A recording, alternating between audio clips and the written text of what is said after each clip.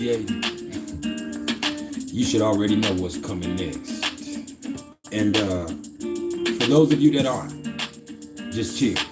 See, we're going to get to the other stuff here in a minute, but what I'm always trying to get everybody to understand is everything is vibration. So,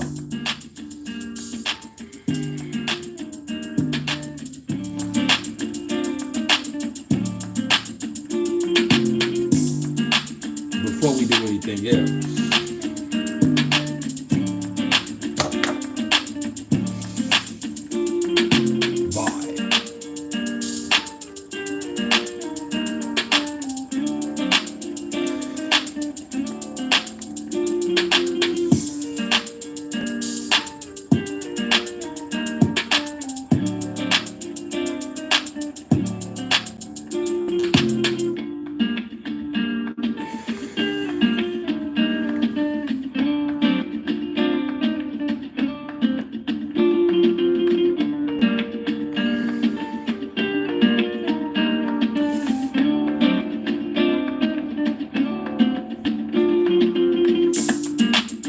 good morning, Electric Lady.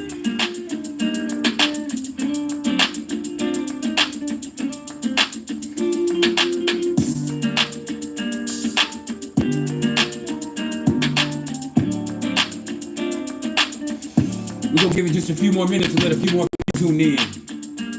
And then we're going to get right to it. What's up, I am Courtney? What's up, Shaylin?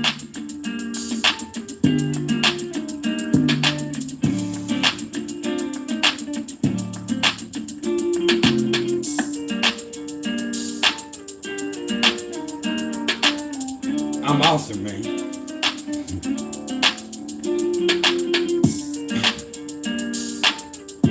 I look better than I feel, and I feel stupendous.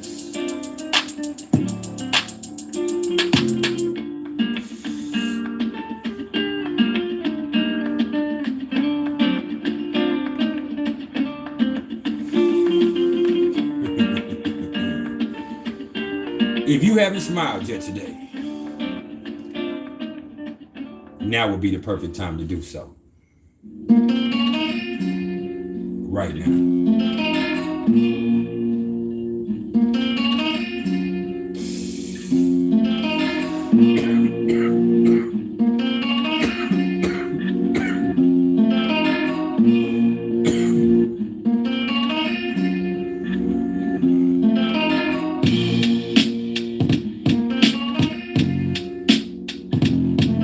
What's good with y'all today?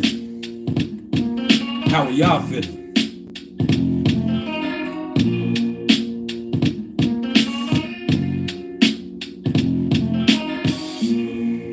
Here in a few minutes when I get started, I'm going to discuss what we have going on cosmically. I'm going to share a quick message to remind y'all not to get caught up in the bullshit. And then I'm going to open the flow up.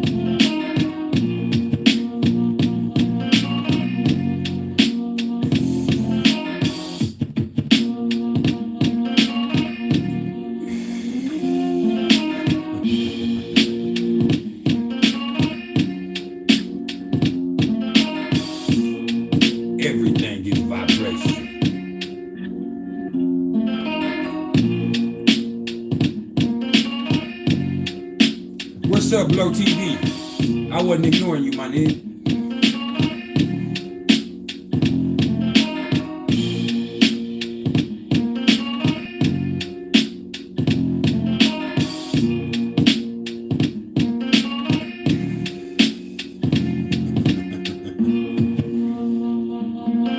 Shout out to all my Mars and Capricorn people out there. We finna make this shit crack. Shout out to all my Jupiter and Pisces people out there too. Cause we live right now too.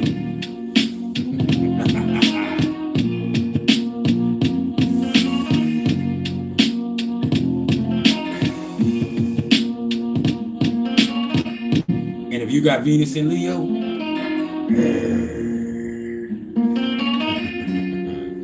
hit that like button as you come through the front door. And in doing so, understand that it ain't for my ego, it's for the algorithm. I just so happen to have an ego that's self-maintaining.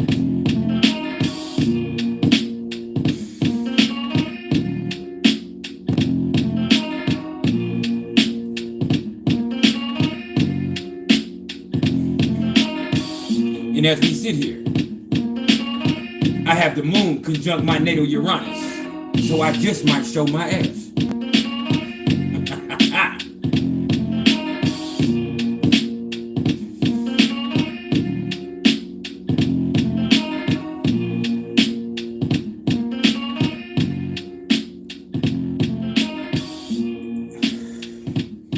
That one has like a little marionette sound to it, don't it? I fuck with it. Now let's talk about what we got going on cosmic.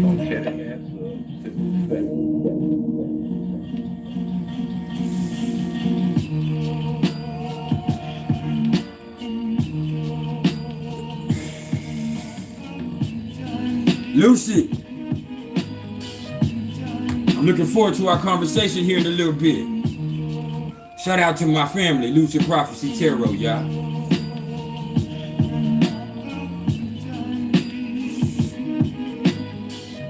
Shout out to all the Aries out there, right?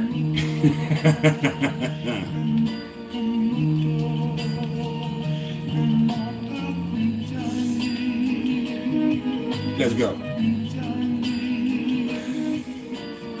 We got the sun at 8 degrees of Aquarius right now. We got the moon at 19 degrees of Sagittarius right now. What's up, Major? Like I said, and that just so happens to be conjunct my natal Uranus in my 3rd house. So I'm gonna sit pretty in my brilliance. And then we got Mercury still retrograde until next Thursday, the 3rd of February, at 27 degrees of Capricorn. And that's interesting, and we're gonna talk about that here in a minute. We got Venus still retrograde until tomorrow at 11 degrees of Capricorn. And I know a lot of y'all ready to be done with that. What's up, divinely big blessed? Yeah. We got Mars at 2 degrees of Capricorn right now. And that says get money. What's up, Miles Jowers? Fuck the bullshit, get money.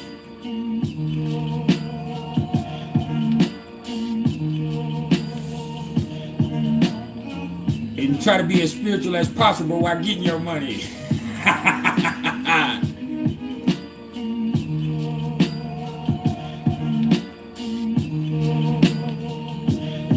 We got Jupiter now at 6 degrees of Pisces. And I'm loving that. Seeing that my moon is at 8 degrees of Pisces in my natal chart, I love Jupiter coming into my conjunction with my moon. Because that means I'm going to feel lucky. And I'm starting to feel it. I feel good.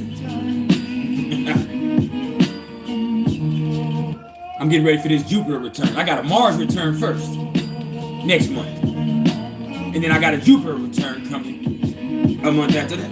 Maybe a month and a half after that. Yeah, I'm looking forward to that shit. Motherfucker win out. We got Saturn at 15 degrees of Aquarius right now. We got Uranus at 10 degrees of Taurus right now. We got Neptune at 21 degrees of Pisces right now.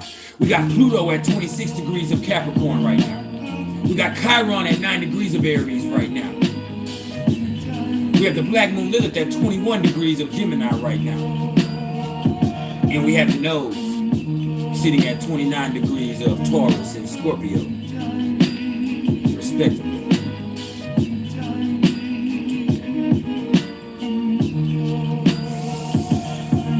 And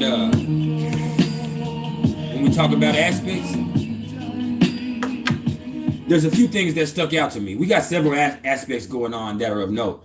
Like, we got Sun semi-sextile to Venus right now, but we also have Venus and the Sun making some interesting mirroring aspects with each other right now.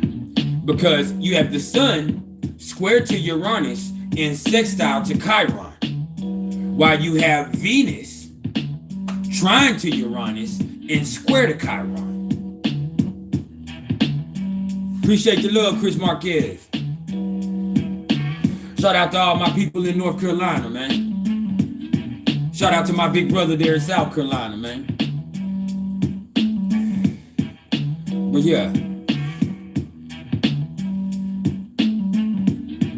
What's interesting about that is when you see the sun squared it to Uranus and Venus trine to Uranus, that means don't operate in ego. That means that ain't gonna serve you. That means that big head mode is gonna get in the way of whatever the fuck you trying to accomplish. That iconoclastic attitude is gonna cause some issues. But with Venus trine there, what that would say is what you need is a little bit of finesse. That's what you need today if you want to handle business. And with Mars in Capricorn, with Mercury conjunct to Pluto, which we'll talk about here in a second, with Venus still retrograde in Capricorn and going direct tomorrow, oh, it's about handling business in every way, form, or fashion, even in relationships. With Capricorn, it's about business.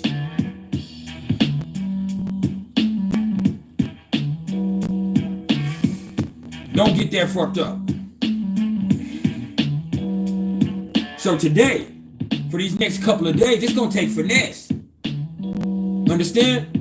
That means checking yourself, because when you see sun sextile to Chiron, that means you have to check yourself. That means if you can check your ego, then you can move all right. That means things can get better. But first, it's gonna take you examining things that have you, triggered with your ego. It's about self. The sun is self. So when you see the sun sextile to Chiron, hey man, if you can check yourself, you might be all right. Then Venus trine, that means, hey man, you need to employ some finesse. There needs to be some balance, some harmony. That ego ain't gonna work for you with the sun being square to Uranus. And then you also got Venus square to Chiron.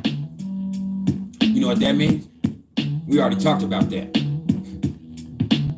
That means it's time to examine some shit that got you fucked over before and see why it made you the way that you are now, so you can get past that shit. That'll help improve the situation. That'll help solidify your circumstances.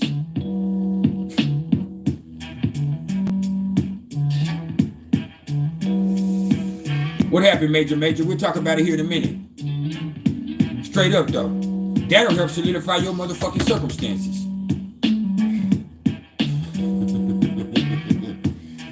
Yeah.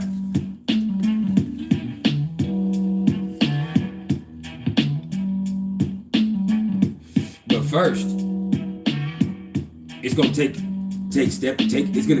you taking a step back. I got tongue twied. Pardon me. It's gonna take you taking a step back. Something in my vocabulary didn't want me to say take twice right there. I don't know if it's the proper English that my grandmother taught me, but something naturally did not want me to say take twice right there. But anyway, what you got to do is take that right there and realize that, hey man, a lot of times it's been you that got in your own way. It's been you. And then the most interesting aspect that we have going on,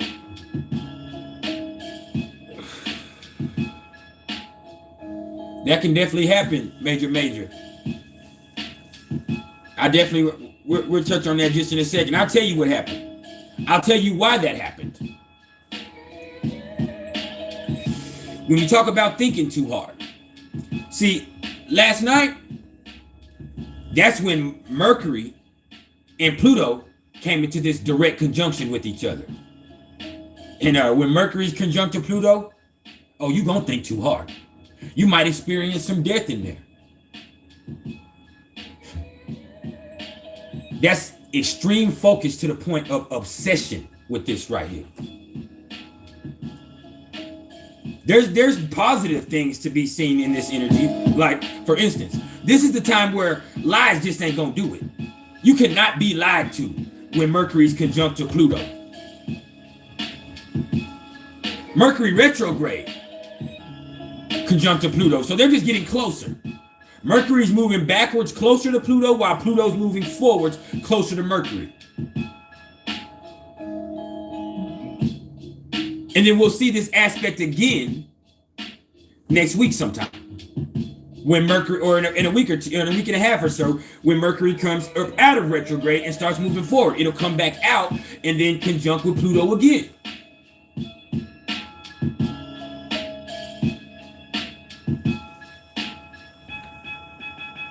So when you ask what happened last night was Mercury was conjunct to Pluto. And you happen to get caught up in something that was bigger than you, probably.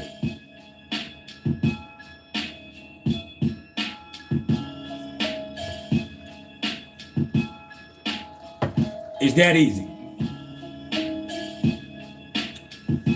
Like,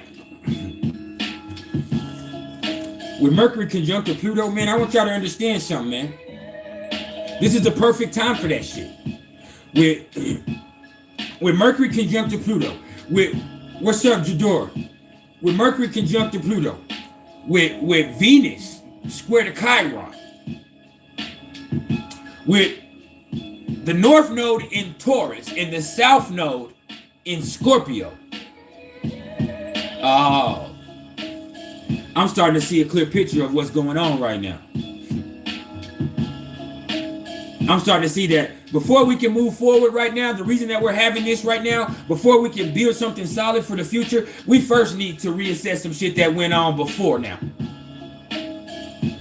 Because it's in dealing with that shit, whatever it may be with each one of us individually, that we be able to unlock our ability to be great in this situation. Instead of having a negative mindset, which Capricorn energy is definitely capable of manifesting. What's up, Reflection?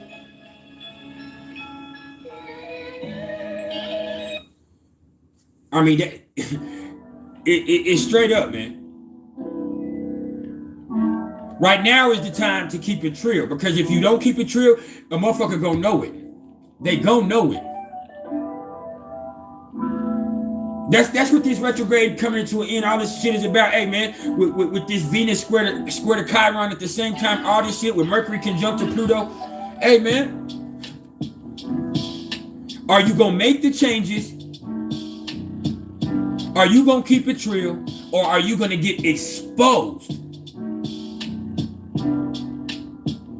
and have to experience the death that comes along with it?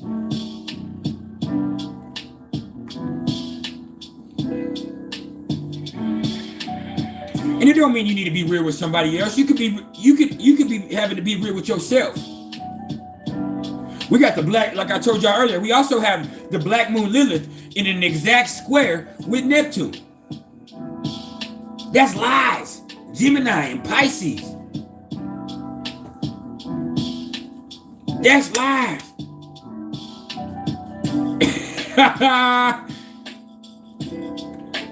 Empress Adele. Le Petit Morty. Get it.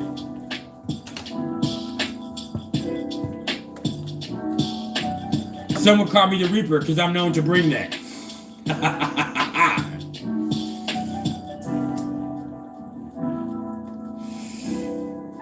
But anyway, hey man, understand with all of this going on, just as the North Node is slipping back, I mean, it has slipped into Taurus and the South Node is in Scorpio. That lets you know that, hey man, we got to deal with this shit so we can start being comfortable, so we can really start, building on things here in a tangible way, so we can start seeing the good part. See, there's a lot that comes along with Taurus energy, but the most beautiful part that comes with Taurus energy is the good part, the part that feels good, that really feels good in a physical sense.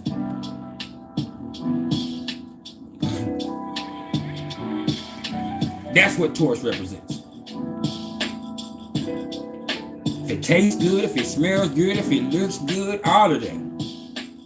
That's important there.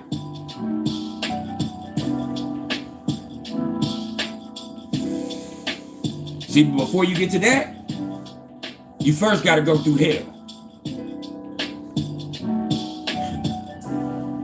You first got to be able to see past your own ass and realize, man, them flames can burn your nose hairs.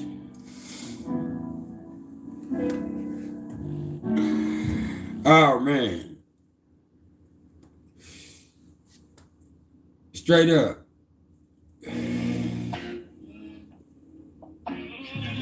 if that went over your head, think about it for a little bit. If that went over your head, it should have. What's up with it, Shanti?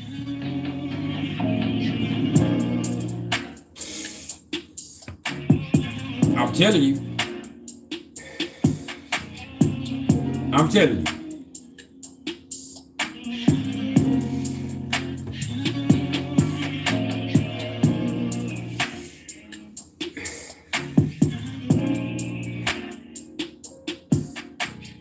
This is a very interesting energy that we got going on cosmically right now. But it's also very specific.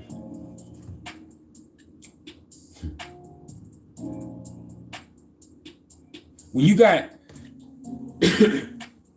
the Sun and Venus making these aspects, and then you have them making mutual aspects with Chiron in different ways. Hey man, that's about dealing with those shit. That's about putting your ego to the side. That's about doing what you got to do to get past the bullshit so you can feel better. Venus is about to go direct. Mercury's about to go direct. This will be the first time in a while that I don't think anything of consequence will be in retrograde. Everything is moving forward.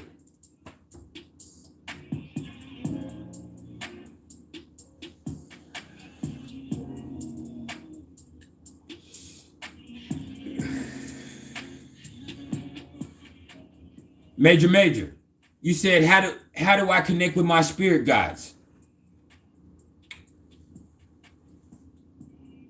You don't connect with your spirit guides.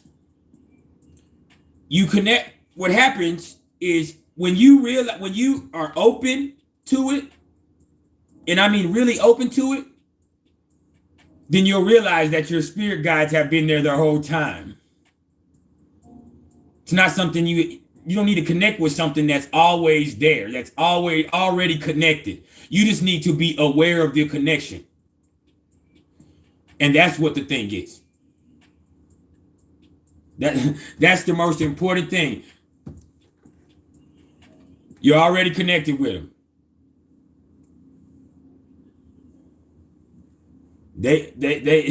They're connected with you. You just need to allow yourself to be aware of their presence.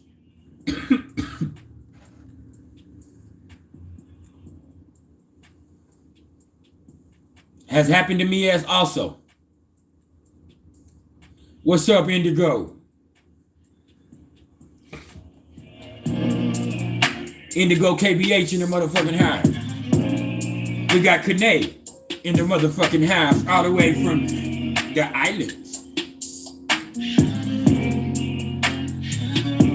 We got Chris Marquez in here.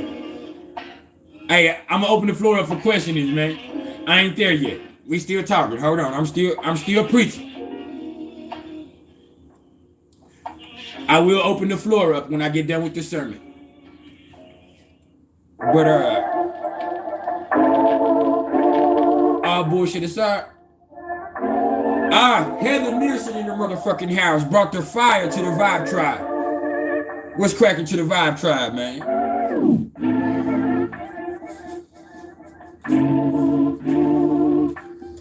Don't make me start feeling good. I feel good. Kevin, what's cracking, homie?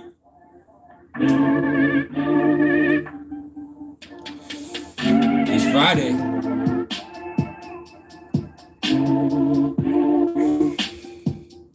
Yes. Well, now, I will say this. You are right in a lot of instances, seeing that all of them are our ancestors connect. But I will say this. You do have your guides, and you have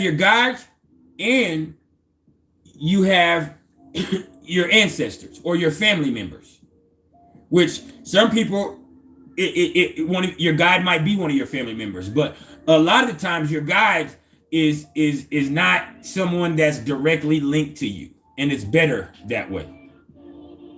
It's better that way. But you do have your family members that are there to help guide you, that to help in anything. And so in a sense, they are guides also.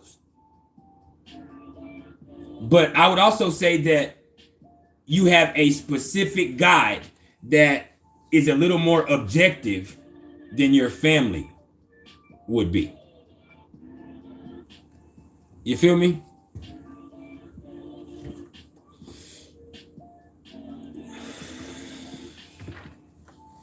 That's straight up. But Kane, and Kane, and you're not wrong, Kane, at all. Your guides and your ancestors work in unison, and sometimes they don't get along. What's up, Mr. Nobody? Straight up. Sometimes they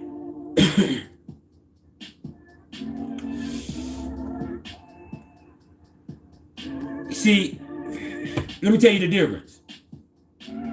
Your guide is here to help you. That's why they have to be objective.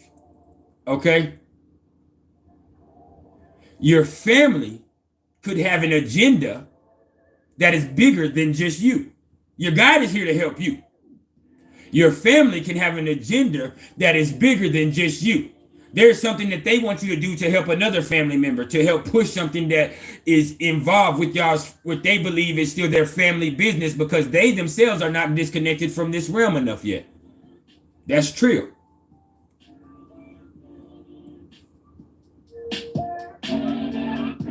That's true.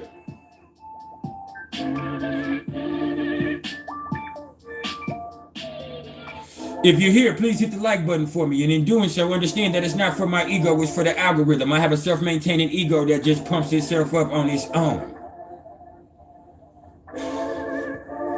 It just helps me expand the platform and get out to more people. That way, if you're not trying to hear what the fuck I gotta say, it can at least be somebody else that can.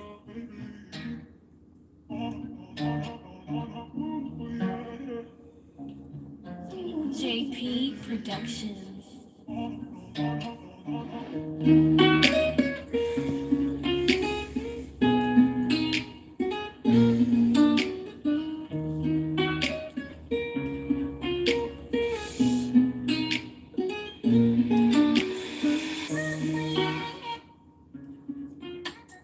And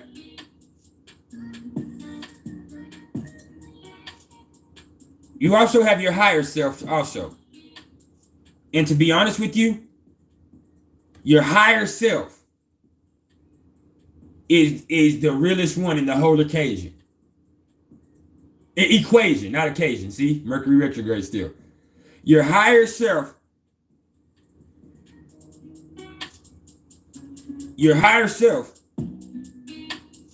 knows you better than everybody else. Your higher self knows you better than your guides. Your higher self knows you better than your ancestors, your family. Your higher self has been through everything you're going through. You understand that?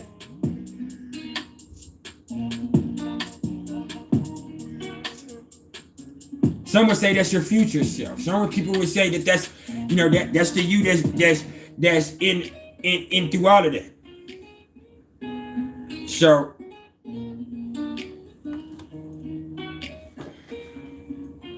JP Productions. Reflection. I'm smoking on some grape Tropicana, 29%, mixed with some, I can't open it right now, but mixed with some wax.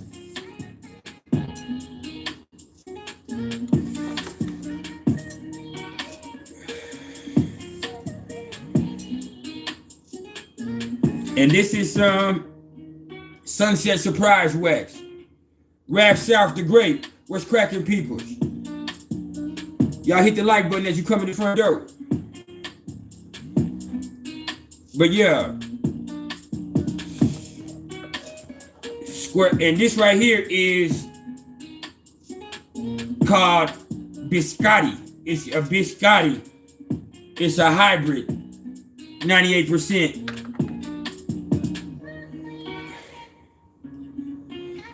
And hey, I'm going to tell y'all, it is Unfiltered Friday. We don't just have to talk about astrology. When I open up the floor, we can talk about all things spiritual. We can talk about, we're not going to talk about shots and viruses though. Okay? We're not going to do that. We're not going to do that. Because then they're going to be fucking with me and I won't be able to be monetized on this video. So we're not doing that. I need my money. But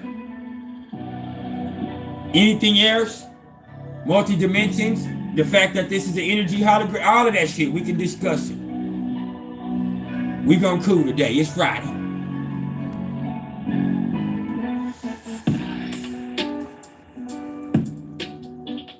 Mr. Nobody, probably so. I love to argue myself. I'm gonna debate with your ass.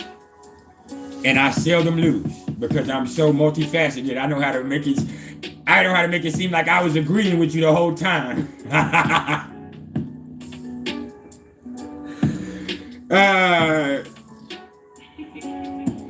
know how to make it seem like if I start feeling like I'm losing, I know how to just, with my Black Moon Lilith and Gemini, I know how to flip the whole script and make it seem like I was agreeing with you the whole time. My mouthpiece is immaculate, bro. Never get that twisted. Hell, my part of fortune is in Gemini in the 9th house. That specifically speaks to the gift of gab and preaching and communicating. You know what I'm saying?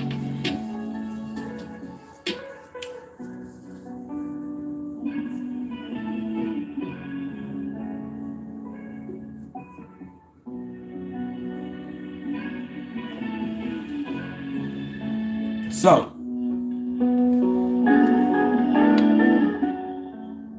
you're not supposed to be finessing people,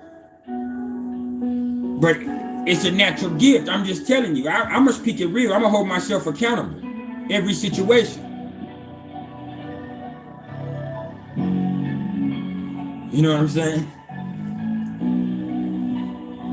My verbal acumen is superb.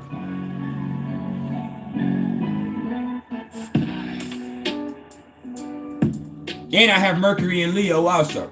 And I have Uranus and Neptune in the 3rd house also. And the Black Moon Lilith in Gemini in the 8th. And Venus also up there in the 10th. Like, my sun is in the 9th. I can preach your ass all day long.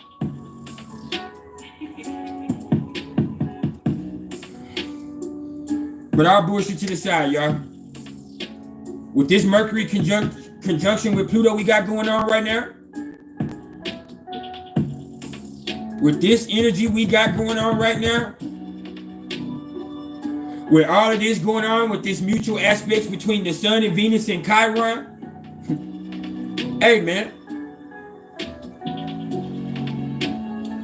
it's time to reassess the way that you've been handling things. If you want to move forward, which is what we're all about doing from this point forward,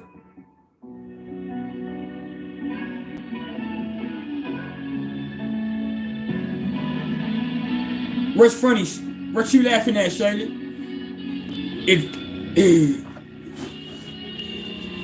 If you want to take all this shit and move it forward first, you need to absorb the shit that's been fucking with you for so long.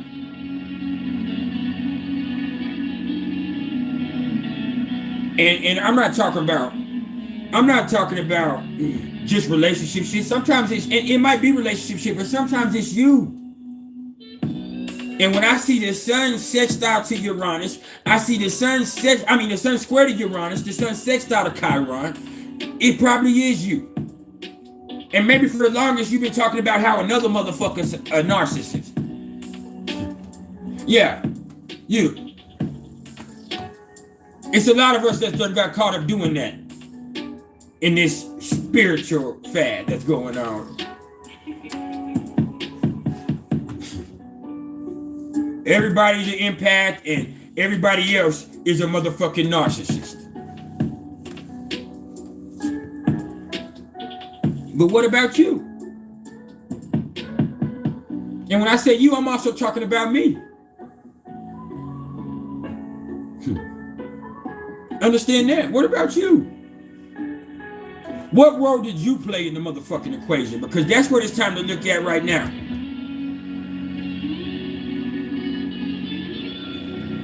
You said if someone has 3 outer planets in a house, is that considered a stellium? Yes. In my opinion. You're going to have different people say different stuff, but in my opinion, yes.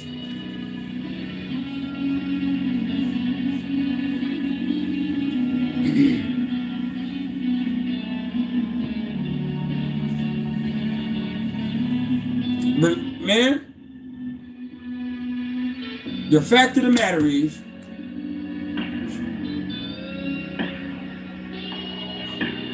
it's time to assess your own role in the equation. You can't control what anybody else does.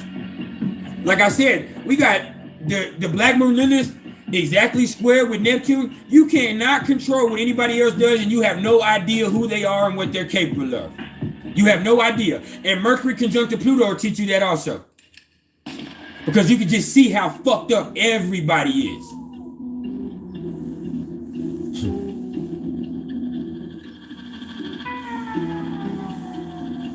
But see, when you work in the sewer, you kind of start to forget your own scent. You become numb to the bullshit in the bathroom at your own house. Somebody else got to come in the equation and tell you to spray something. Nah, motherfucker, your shit stink too. Spray something, bitch. Like, that's what this energy is.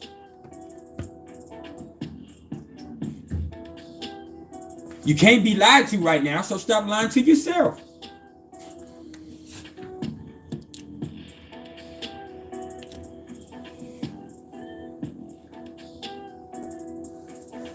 Stop lying to yourself.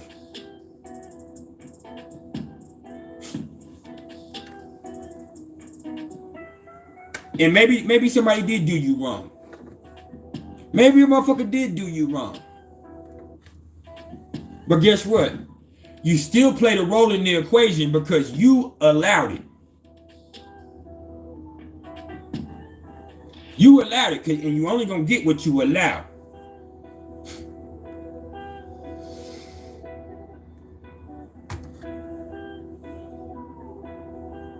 Tree of money, tree of life, what's cracking, fam? A tree of recognized tree of type equation, you did? Shout out to all my folks in Texas, yeah?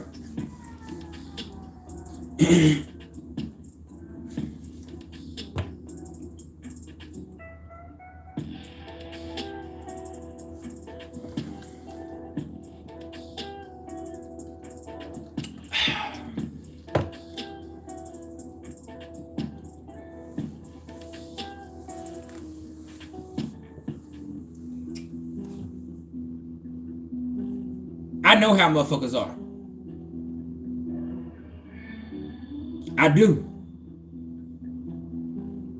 But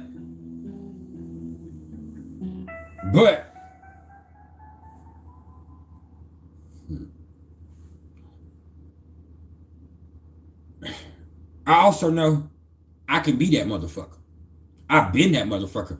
More than I've been shown how motherfuckers are, I've been that motherfucker. Shout out to folks in New Jersey. You know what I'm saying? I said trio because that's where, I said Texas because that's where that trio originates from. But at the end of the day right now, you can only control your actions. You can't work on somebody else. I know when you got this Venus energy, you're trying to work on us, but even in working on us, if there isn't us, all you can really do is work on your part of the us, which is you. When y'all talking about we gonna work on us, what you really mean is I'm gonna work on me, and you're hoping that they're gonna work on them, and together y'all can meet in the middle and have an understanding.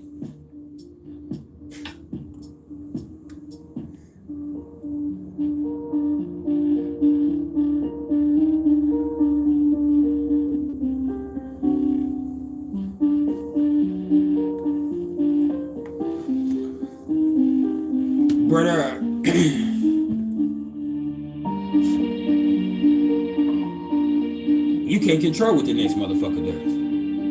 You don't know what they gonna do. You can hope. You can wish.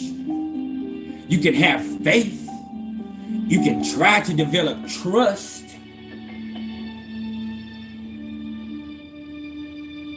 But the only true shit in the equation is you. What the fuck you gonna do? Are you gonna work on you? Or you gonna let your fucked up attitude, you gonna let your stubbornness with Uranus, that's why the sun is square to Uranus, or is you gonna let that shit stop you from solidifying your situation, stop you from being great, which is what all this Capricorn energy that we coming into is about.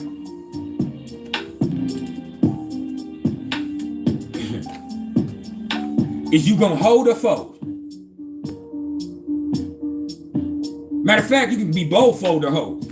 There's three questions. There's three choices in that. Be bold, fold, or hold.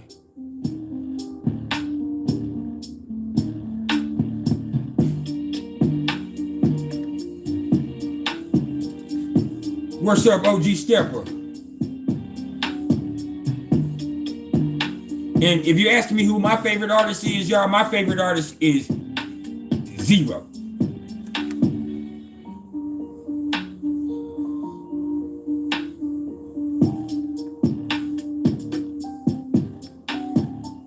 Forever.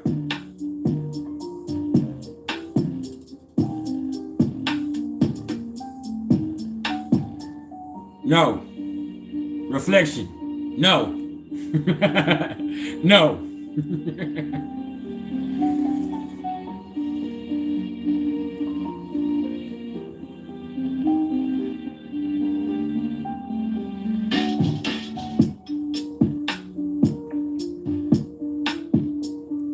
But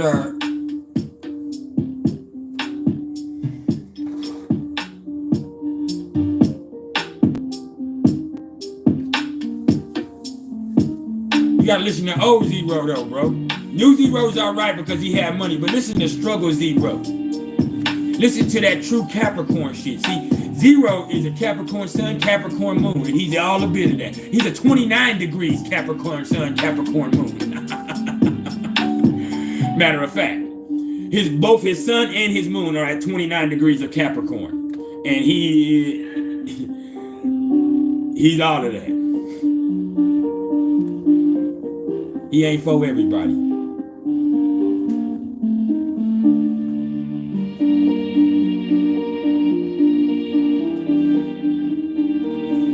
But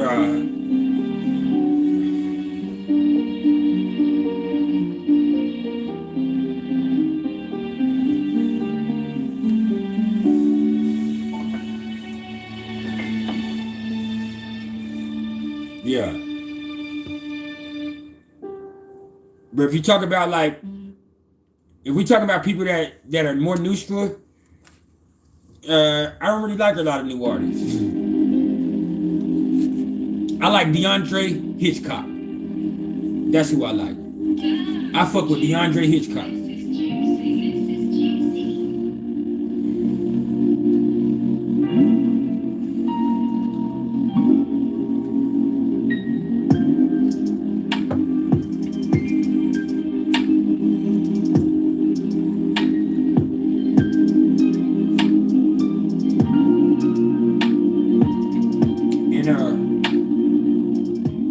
So, to close this out before I open up the floor here in a second, I just want to remind y'all, man.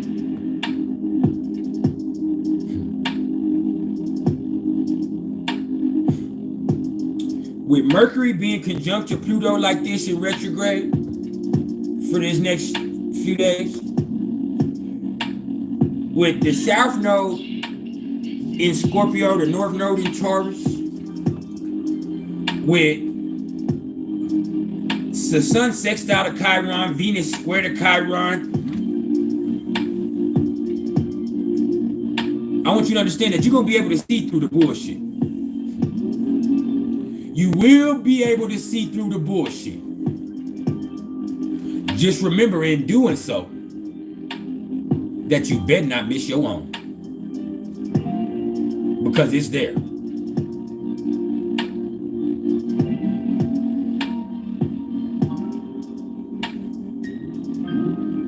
You can't be going up to the apartments reporting your neighbor because they go out there taking their dog to shit and not getting that little green bag and picking up the shit. But you taking your cat litter box and emptying it out in the yard. You can't do that. You can't do that.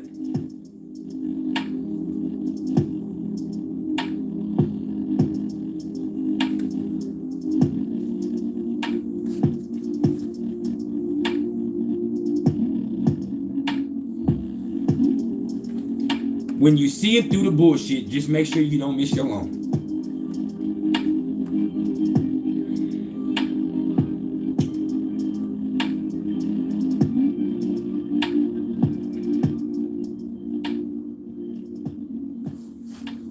Now, this next thing I'm going to talk to y'all about.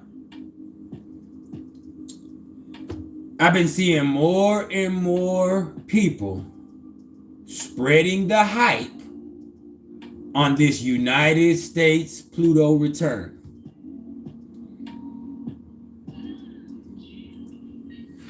No such thing. No such thing. What they might mean is this is the Pluto return for the date July 4th, 1776. But the United States was not a country yet because the Revolutionary War had yet to be fought yet. The United States was still owned by England at that time. You can make a Declaration of Independence, but nobody recognized it. It was not a country yet until 1783. When the Revolutionary War was won. And even that was for 13 colonies.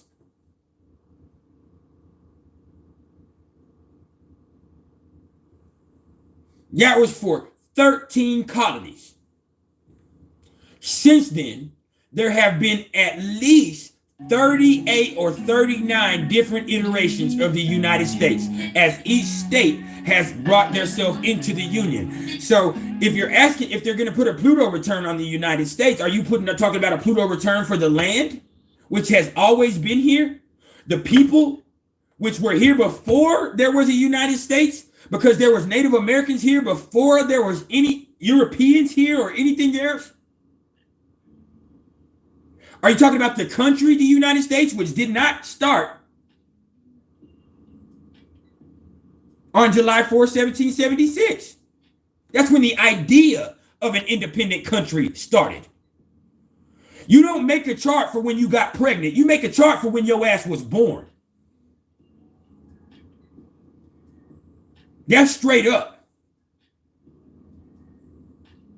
You don't make a chart at conception. You make a chart at birth. So the United States cannot have a fucking Pluto return unless you're pointing at it starting for those 13 colonies or states at, I believe it was sometime in August of 1783, not 1776. All right?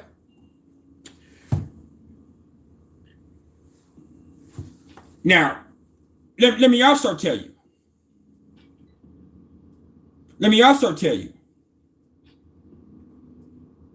that if you're going to talk about the United States, understand that the United States also split up, had a civil war where half of the United States became an independent sovereign country.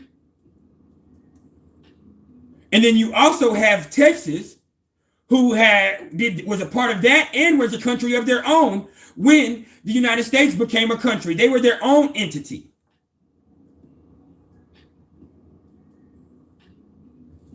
Straight up.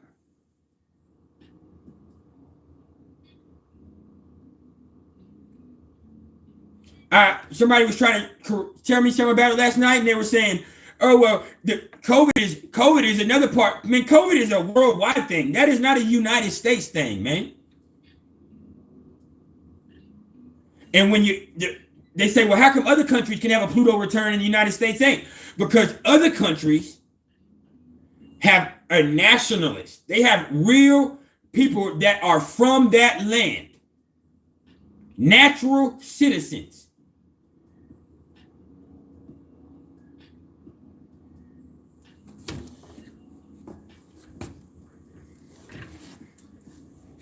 The Native Americans were already here before the United States was ever a country.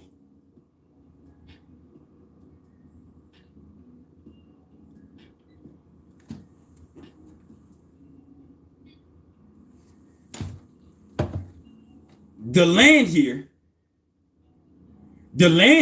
has been here way longer than since 1776, so you can't make it for the land.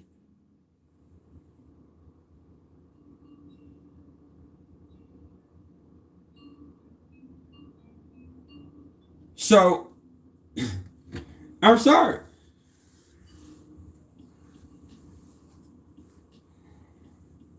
It's not how it goes. What you're making a chart for, what you're seeing is the Pluto return for the date, July 4th, 1776. You're not seeing a Pluto return for the United States because you cannot really determine an accurate Pluto return for the United States because there's too many things to determine in the mix of when to determine when the United States actually became a country. But to simplify it, when you make a birth chart for something, you make a birth chart or you make a chart for when something was born, for when it was conceived. The United States was not an independent country till it won the Revolutionary War. Exactly. Or she says January 14, 1784. I said 1783. It was not 1776. So this is not the United States Pluto return. It's the Pluto return for the date set July 4, 1776.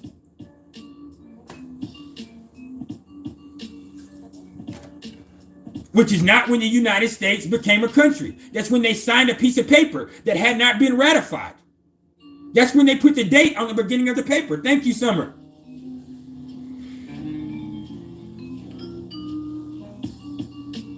People try to be factual, but they can't stick to the facts, and that's the facts.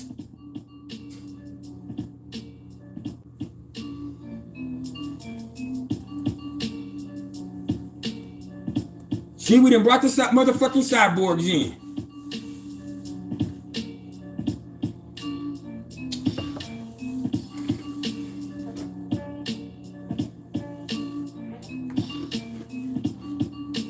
Thank you, Summer.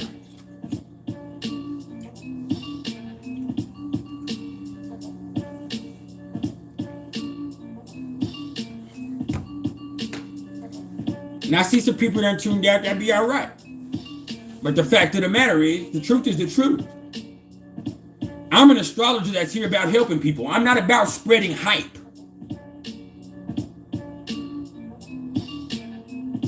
And that's what the people are doing. People are using astrology to spread hype. Nothing. Especially just because Kanye West said it on a motherfucking Twitter post or wherever the fuck he put it, or Instagram. And let me also tell you something. Even if the United States was in a Pluto return, you're not gonna start feeling it at the moment of exact conjunction. So on February 22nd of 2022, don't be surprised if it's just another day.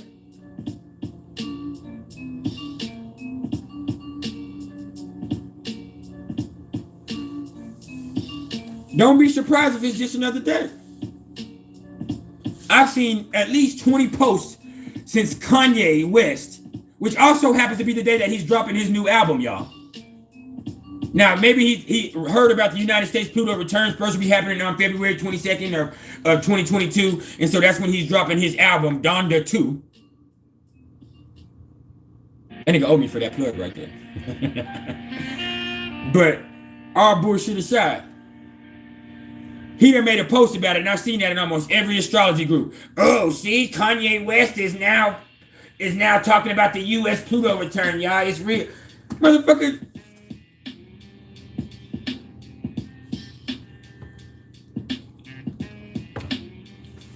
Let me tell you what Kanye has going on.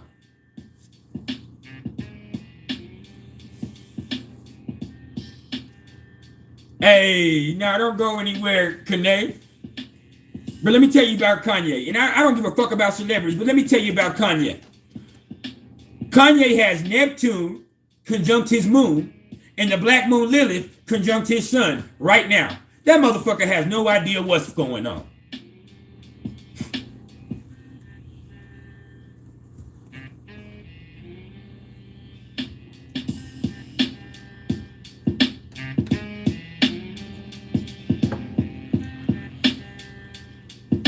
So,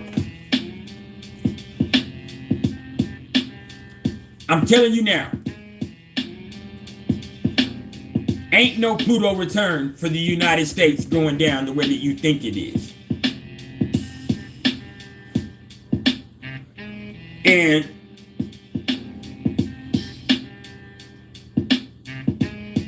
this is not going to be a death. People see Pluto, they see death. Motherfucker, Pluto means transformation.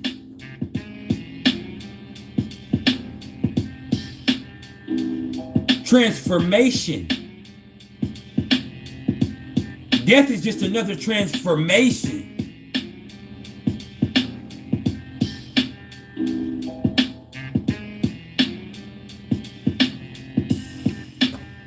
Transformation.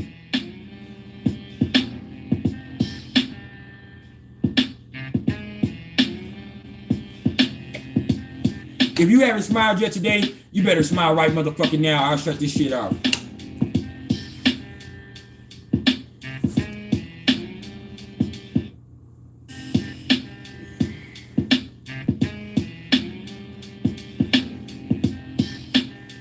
I am Pluto energy connect. That Pluto in the first hit hard, don't it?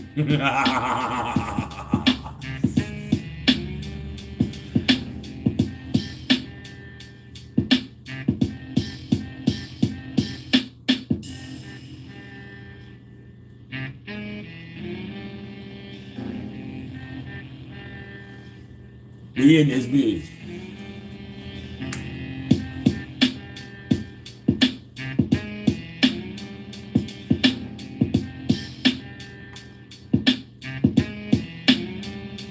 Nope. 2 more minutes, Shady. Let me also tell y'all something. Let me also tell y'all something. Alright. Stop letting people think for you. Stop letting people think for you.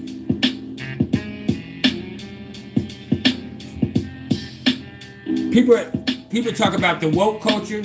People talk about the cancer culture. Don't be a part of any fucking culture. Think for your motherfucking self.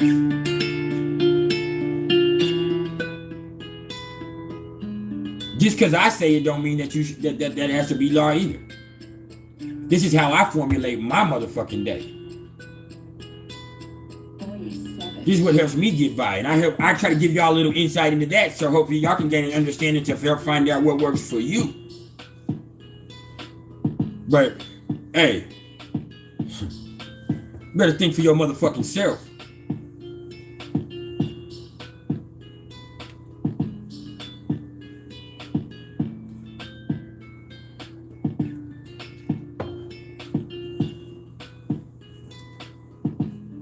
Thank y'all.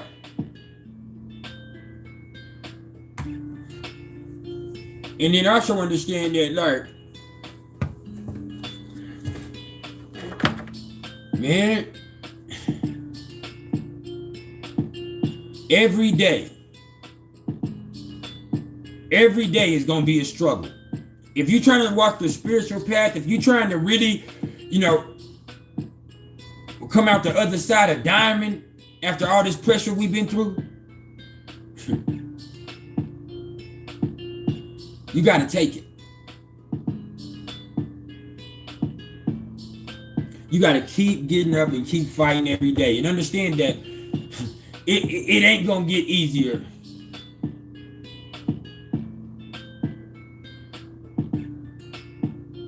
It ain't gonna get easier. It's gonna be isolating. It's gonna be confusing. Why?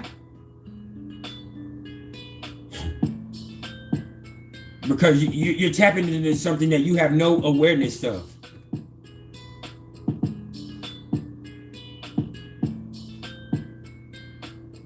You have physical senses. On this plane of existence, you are a spiritual being with physical senses.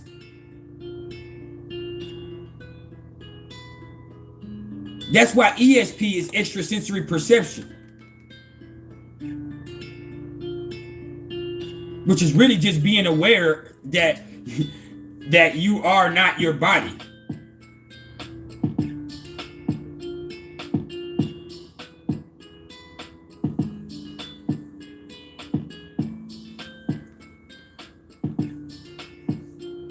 So once you start looking past this physical, you are putting yourself into a blind situation.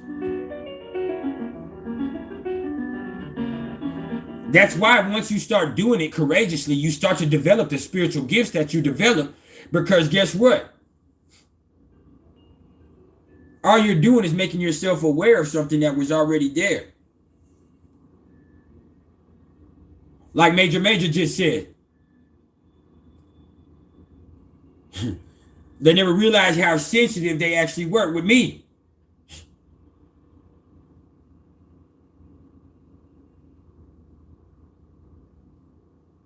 I never realized how tough I really am. I never realized how powerful I really am. How valuable I am. That's why my vertex is in Taurus.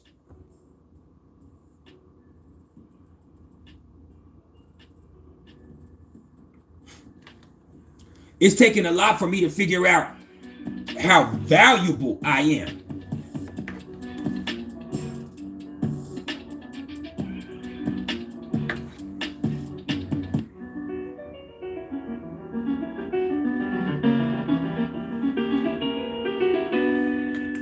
That's right, OG Stepper. I've always been a talented person. I've always been a smart person. It's taken me to go through these experiences that I've had to realize how valuable I am.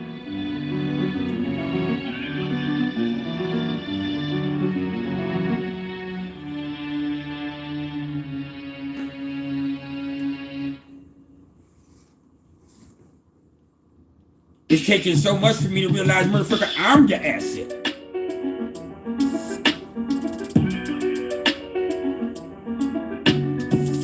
As long as I got me, I ain't never gonna be broke.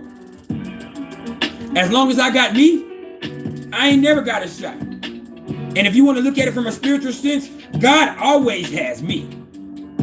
I just gotta make sure I got myself. God always got you. In whatever sense that you think God is, whatever the name is that you look to God, whether you call it the universe, whether you call it God, whether you call it Jaja, whether you call it Allah, whether it's Jesus, whatever it is, that is always there. Not in the sense that you want it to be, but in the sense that it's there. So you got to make sure you got yourself.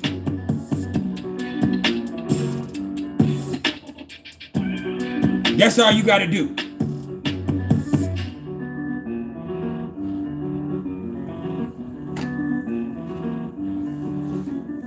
See, most people would never have any understanding of that.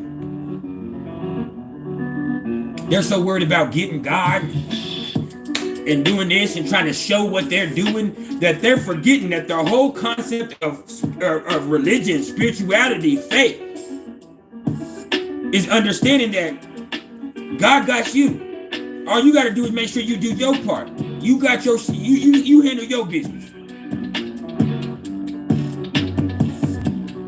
He is naturally going, or it is naturally, or whatever it is going to naturally uphold that end of the bargain, because that's what its place is cosmically. All you have to do is approach yours. Major, you want to talk about behind the veil? Let's look at it like this. Let's look at it like this. In Oz, no matter what he was, the wizard was always behind the curtain. Now, the wizard was not what anybody thought the wizard was in The Wizard of Oz. He was so much less and so much more. But he was always there. And the people of Oz were comforted in that, in the Emerald City.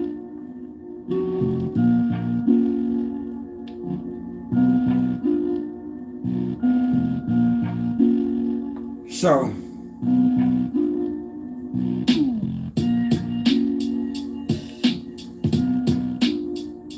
it might not be what you expect it to be. That's the moral of all this. Now, just open up the floor.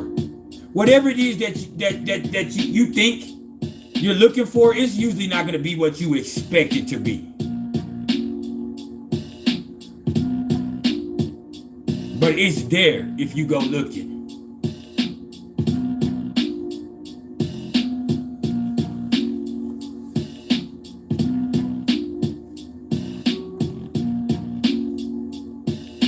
And my spirit guides told me that.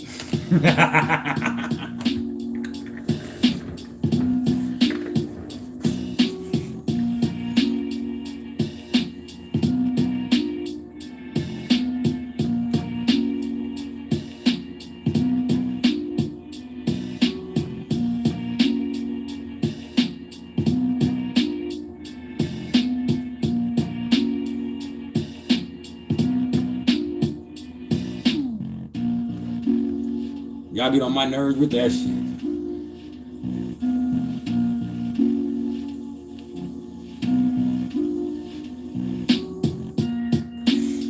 What's it?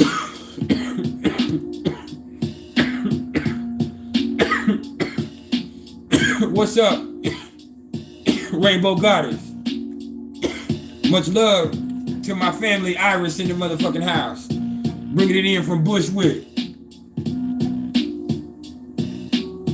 Shout out to all them Brooklyn motherfuckers. Where Brooklyn at? Unique Rides, 512, what's cracking?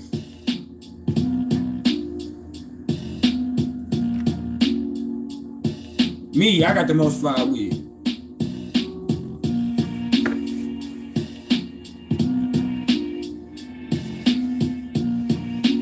Yeah.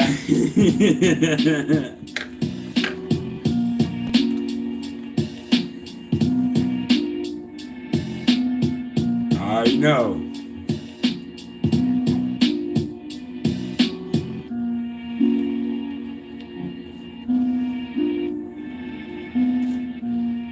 Hey man, the floor is now open for questions, man. I done went hard for a whole hour. I just hope y'all really got the message, man. Appreciate it.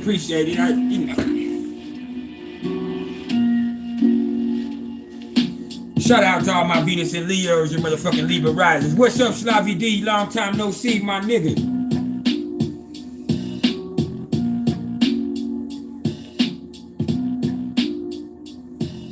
Hey, Empress Phoenix, what's cracking?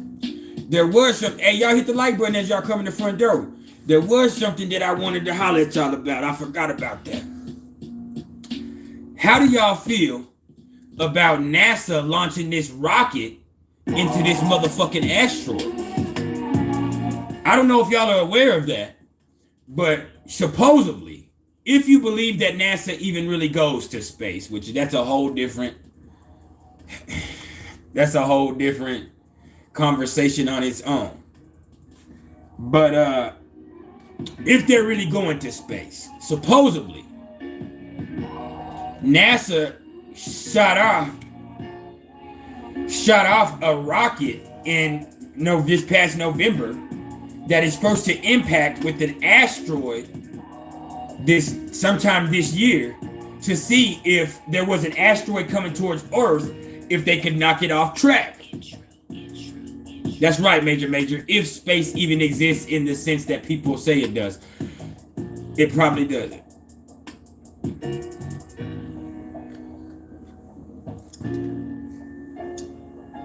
Now, I try not to be a conspiracy theorist, but I do not. I first of all don't think space is what people think space is, and I also don't think that. What's up, Samir? I also don't think that we, even if it is, I do not think that we've been there in any way, form, or fashion. You forget that I have the documents, and most of us have seen the documents that say that we live in an energy hologram. The CIA certified documents that say that we live in an energy hologram. Whatever the fuck that means. So, space.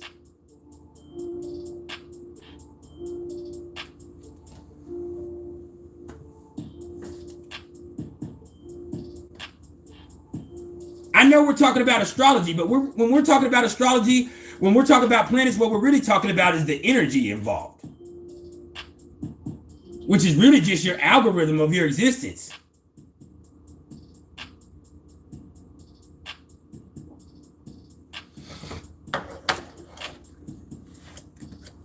But let me tell you a couple of things.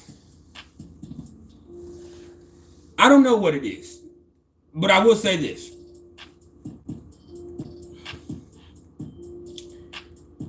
They would not be doing that unless they felt the need to do so. I'm not trying to scare you. I just saw Kane say fear mongering, but I'm just keeping it real with you. They wouldn't be doing that if they're really doing it for real. And chances are they're just saying shit just to say it. Most of everything going on is a distraction to distract you from what's really going on, which we have no idea or understanding of that. But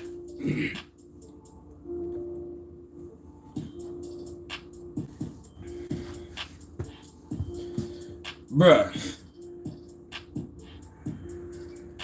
first of all, what happens when you shoot a rocket into something that knocks it knocks it into your ass? What if you knock it into your ass?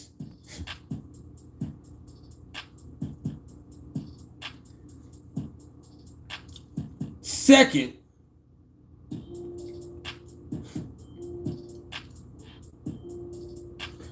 what makes you think you can get to said asteroid, and you know how fast said asteroid is moving, and you can make something hit it on time,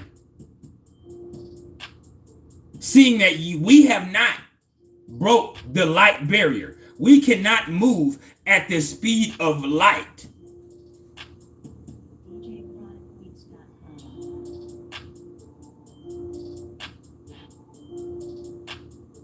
The same reason when you're on these social media platforms and you're looking in these magazines and you see them post a picture of Jupiter or of Titan or of Neptune, they have never taken a picture of Jupiter, of Titan, or of Neptune. They can't. It's too far away. It's too far away.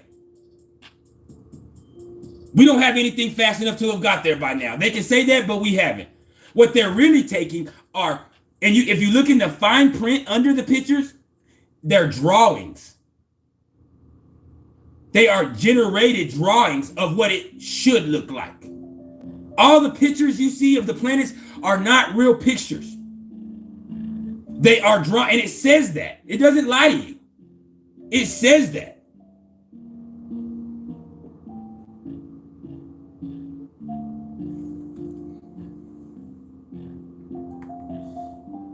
Jupiter has all of that. Exactly. It's art. They have telescopes, but what they're trying to is they're taking something that they see and they're using to infer something small that they see and making what it should look like. But it's not an actual picture. There's no way that you got that close with any type of rover satellite that it could take a picture without it being destroyed. The sun, you're telling me that the sun controls the whole motherfucking gravity for the whole solar system. It's what holds all of this shit together. But you can get your camera close enough to it that it don't get pulled in or burnt the fuck up and it can send pictures back?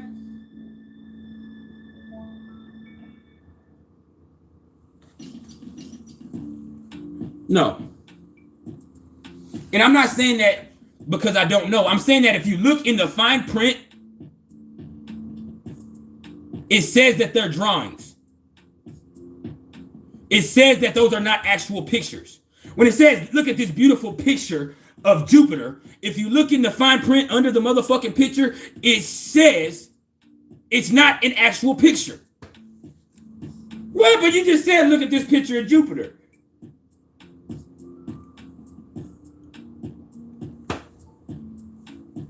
No, look at this drawing of what Jupiter should look like. Aren't we great artists? 3-4 years ago, they sent a picture back of a black hole. They sent us a picture back of your black hole. Motherfucker, first of all, black holes have not even been proven to exist for real. Black holes are still a theory.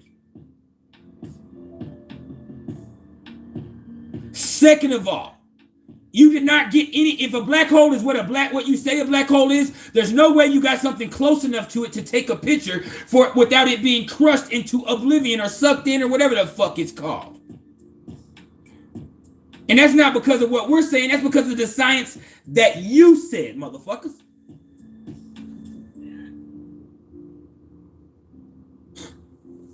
No. See?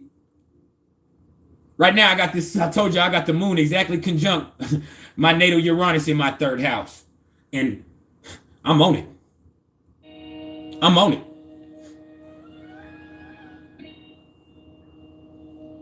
And I don't see nothing but truth right now.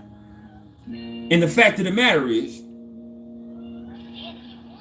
they sent you a picture back of the black hole that under the picture it says this is really a drawing. And y'all forgot that black holes aren't even proven yet. Y'all have already said that black holes are just a theory. This is the theory. Shut the fuck up. I mean...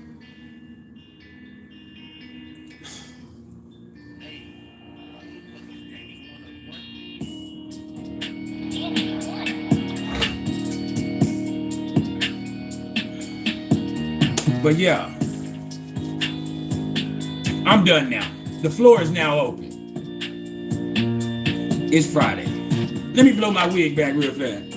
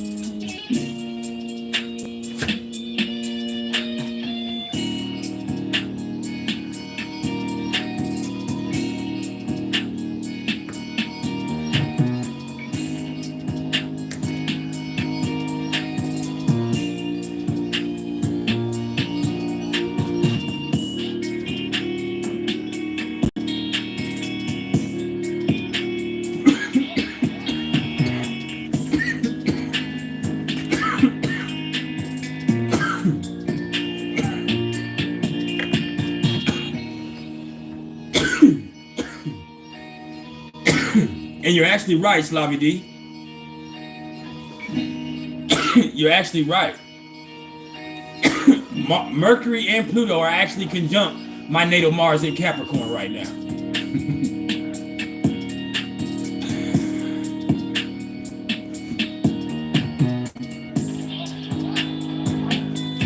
And is conjunct Uranus. I got Jupiter conjunct my moon. I got the black moon Lilith conjunct my part of fortune.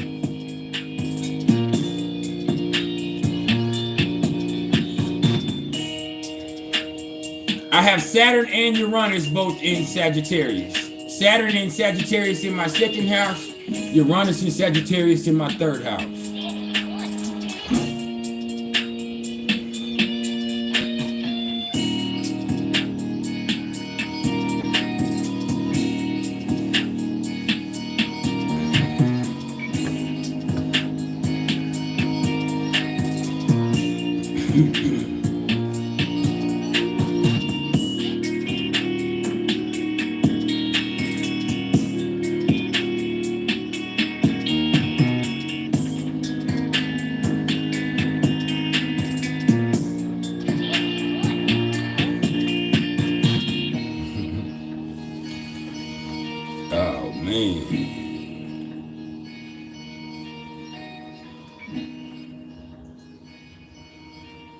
Oh, we ain't got no questions though? I'm finna get high than motherfucker. Fuck it. It's Friday.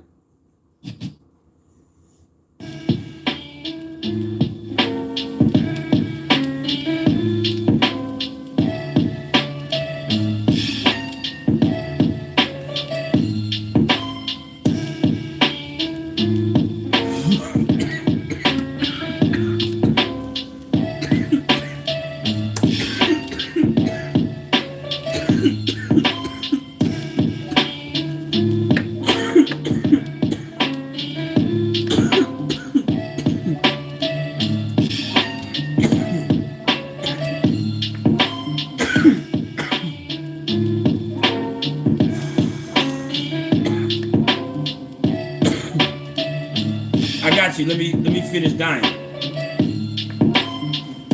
Whew.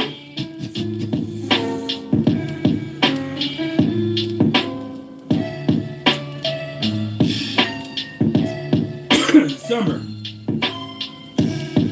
You said tell you something was how to deal with Leo North Node in the first. But Sun, Sun, Mercury, and Venus in the 12th house. You feel like hype you up. See,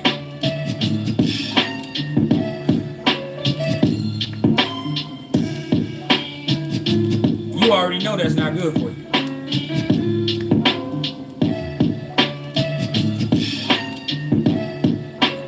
You already know that you done spent most of your life hyping up other people or your previous lives.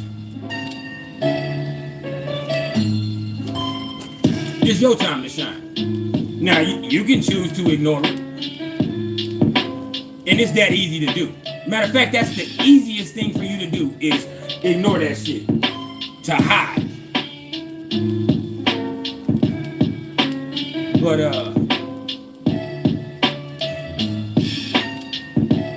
what happens when you hide in your next life, in the next life, in the next life, in the next life?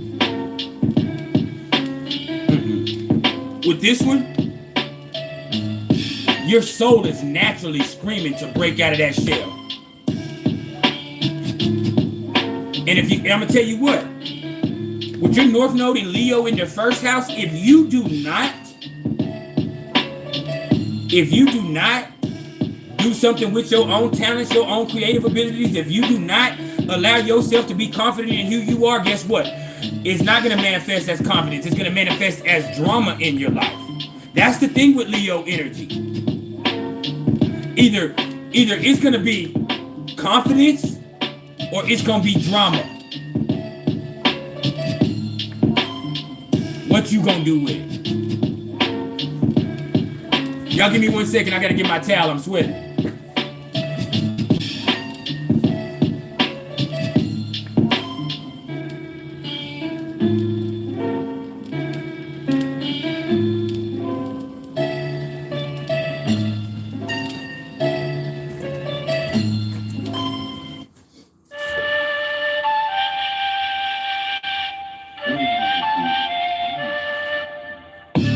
That vape hit damn near killed me.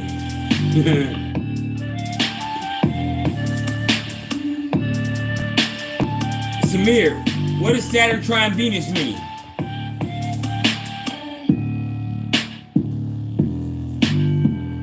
I actually did a whole video on these Venus-Saturn aspects, bro. I want you to go watch it because that's one of the most important ones. But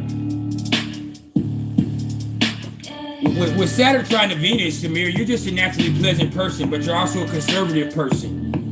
You kind of see you see everybody pretty much for what they are, and that helps you, you know, be conservative, but it also helps you, you know, kind of treat everybody evenly and treat everybody with respect. That says that until they cross you, everybody has a fair shot with you, Samir. And because of that, people respect you. Because you're pleasant, people respect you. Because you carry yourself the right way and you handle business, people like you. That's a beautiful integration of Venus and Saturn together right there. The trine is the best case scenario in any aspect. I know people are going to look at conjunctions and when, especially when you've got people glorifying stelliums these days. But people are going to look at conjunctions and they're going to think that's the best case scenario. It's not. It's cool, but sometimes that can be too much. That's why I always remind y'all that when I'm doing my aspect videos. A conjunction is awesome because it's a lot of power constant or a lot of energy in one place, but it can be too much. A trine is the natural integration of those energies. It's the best case scenario. A sextile is when, hey, the energy's there, they don't got no problem with each other, so you can either choose to use it or you can choose to ignore it. There's a choice involved. What's up, Brownie? What's up, Oscar?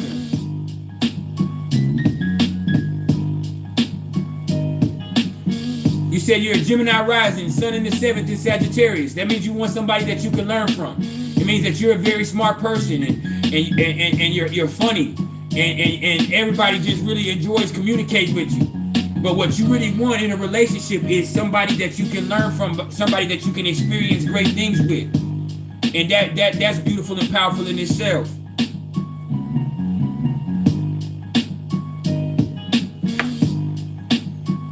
Summer, you say that I'm right. You say when you're hanging in the back socially but have shit to say and don't want drama, you keep it to yourself, but it still ends up being drama nonetheless and you're tired of it yourself. Yeah. So what you need to do is just be confident. Just be who you are. Speak your truth. Do what the fuck you want to do and stop worrying about what everybody thinks about it or wondering if you're not going to be enough. Once you find yourself being confident, that's when you'll see people that there's a reason why you're confident. There's a reason why people will be confident in you with that Leo North Node in the first house. That means you're meant to be somebody of consequence. And it means you a cool motherfucker if you allow yourself to be.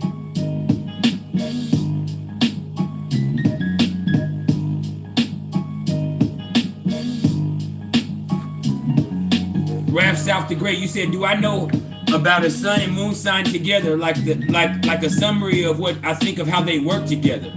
Like, what do you mean a sun and moon sign together? Do you mean if they're in conjunct to each other? If you have the same sun and moon sign? Or are you asking me how the sun and the moon work together? Totally. Because sometimes they don't work together. Sometimes they do work together. The way that the sun and the moon work together are through you. The connection to the sun and the moon is through Earth. The moon is a satellite of Earth. And the sun is controlling the gravity of the Earth scientifically.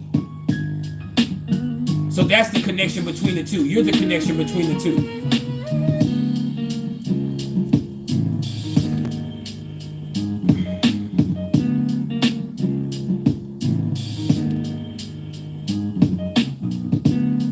They work together through you. Your moon is your emotions. It's who you are inside. It's your day-to-day, feelings. It's where you feel comfortable. It's what you seek to find comfort. The sun is your ego. It's yourself.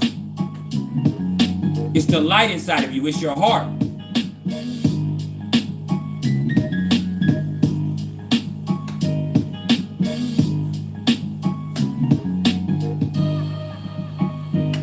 The sun is why you feel. The moon is what you feel.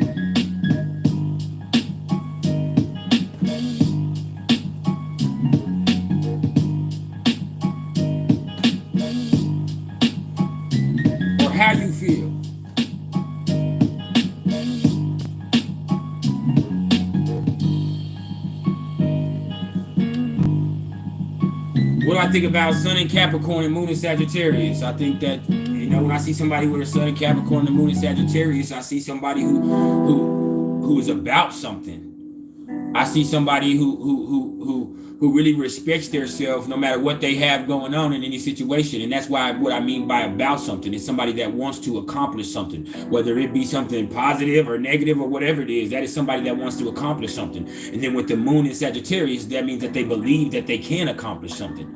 There's confidence in it, and they're willing to go as far as they need to go to get whatever it is that they want accomplished. And it also, that Moon in Sagittarius adds a little positivity to the mix, whereas that Sun in Capricorn, it can sometimes get so caught up in the realism, and it can be a little bit cynical. So that Sagittarius Moon is a tremendous help in lighting a fire up under that Capricorn Sun, and keeping them positive through those hard times, and keeping them pushing, and keeping them believing that they can accomplish things that nobody else could ever accomplish before.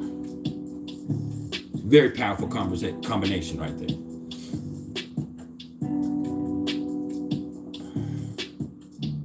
Major, Leo Venus square Saturn in Taurus.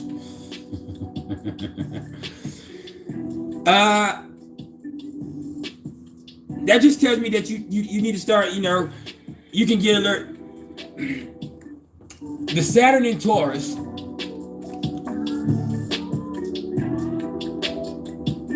that can go two ways. With Venus in Leo square Saturn in Taurus, either your ego is getting in the way of you being able to accomplish and get as much money, and your ego feeds a lot of the fears that you have.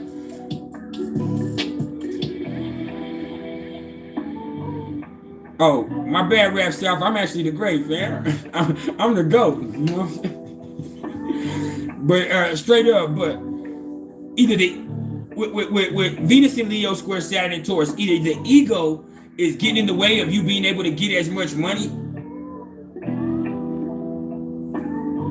to get as much money as you could, or maybe it's your ego is what drives your fears and what makes you just think that money. That money is what makes you who you are. Maybe you put too much stock in money because, you know, your ego's tied to it the wrong way. Either way it goes, you need to learn how to value the right things and be confident in yourself without the need for money to be involved. And then that square will be worked out. Purchase your tracks today.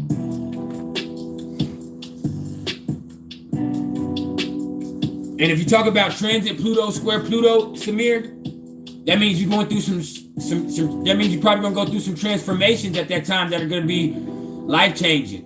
It's gonna be and it's gonna be in an area of life that is something that's gonna affect you in a major way with Pluto square Pluto. That means you're about to, when you see transit Pluto square your natal Pluto, you're going through a life-changing transformation.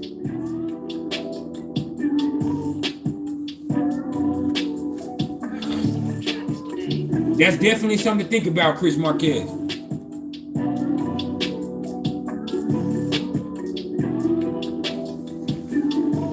But yeah, and it probably ain't gonna be too fun. It'll be intense. You're going through a very intense time of your life with Pluto square to Pluto.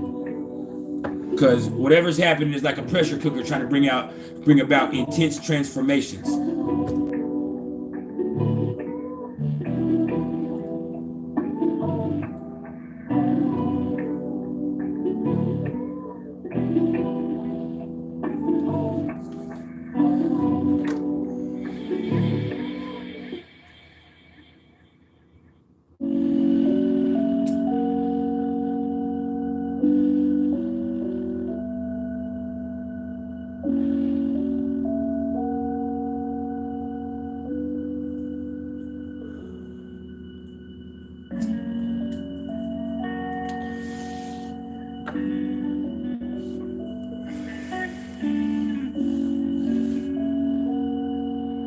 This gem. Look at it.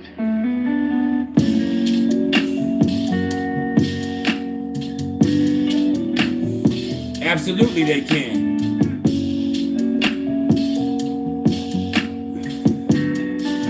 Shaylin, absolutely they can. Hidden enemies can harm you in every way, form, or fashion.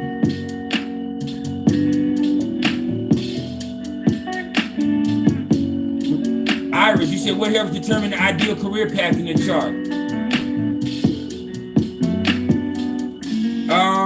Definitely your midheaven. You can look at your 6th house, and that's how you best function in a working situation. You know, that's job situation. But you're looking at ideal career path. 1, look where you have Capricorn. 2, look in your 10th house, and look in at your midheaven point and around there.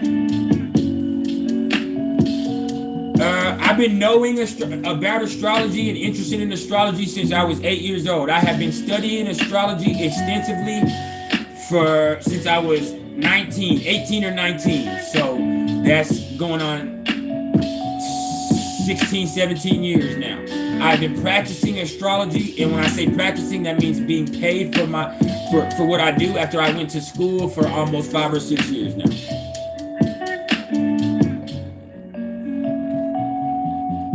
And understand, you can like astrology, you can study astrology, but that doesn't mean you're an astrologer or a practicing astrologer. And a lot of people get that twisted. Or an astrologist.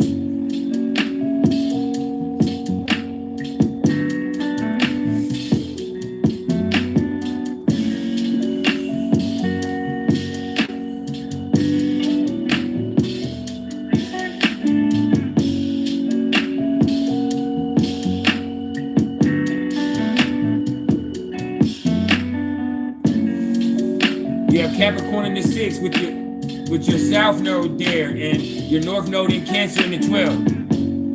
You kind of know what that tells me, Iris, a little bit? That tells me that you'll always be able to get a job, but that's not your focus in this life. You can have a career path, but having a career is not your focus in this life.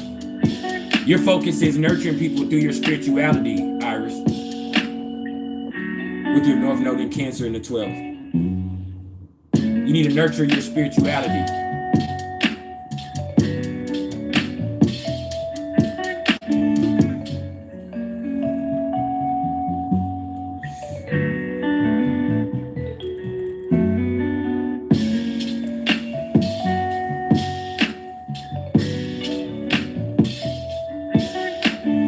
Shout out to Major, man. You do whatever you feel is necessary for your path, family, and I'm going to support you and do whatever I can to help you and put you in a position to win. I told y'all, a big part of my journey has been realizing that, hey, I'm a talented person. I'm a good-looking person. I'm fun. I'm funny. I'm all of that. I'm great with music. I can do all of this. But this isn't my time to shine this time. I'm going to shine on my own because that's who I am.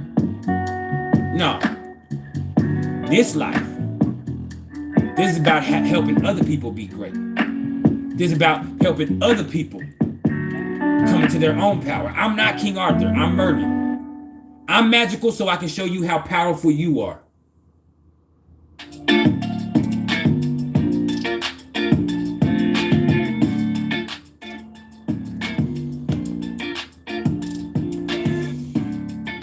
Samir, North Node conjunct to Mercury means that the way that you think is very much aligned with where you're supposed to go in this life. That's what that means. With your North Node, with Rahu conjunct to Mercury. With Rahu conjunct to Mercury, that means your thoughts, that's right, 11-2. That means your thoughts are usually pretty much aligned with wherever you're supposed to be going in life. Okay? But you can't allow a negative mindset to keep you from going where you're trying to go with the South Node being opposite to Rahu. I mean, it's always going to be opposite to Rahu, to Mercury. Pardon me. Or Mercury being opposite to your South Node. You cannot allow negative thoughts to be a problem.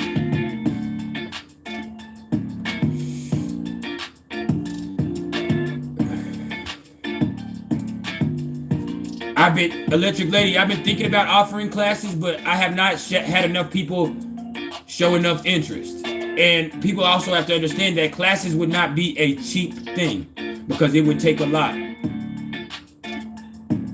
And and I'm giving the game away. The game is meant to be sold and not told.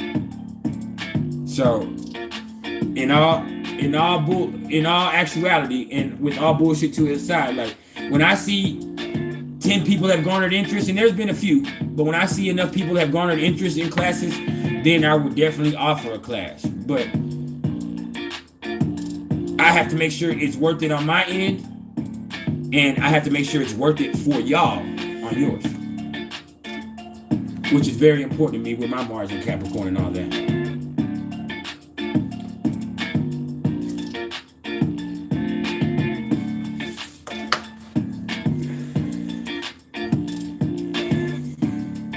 Sun conjunct Mercury and the ascendant. That means you are who you are, man. That means that there ain't no identity crisis with you.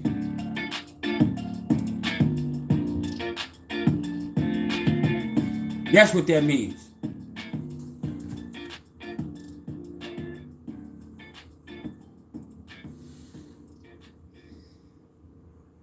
Ain't no identity crisis, man. No matter where you are who you are, player. Like Jigga said.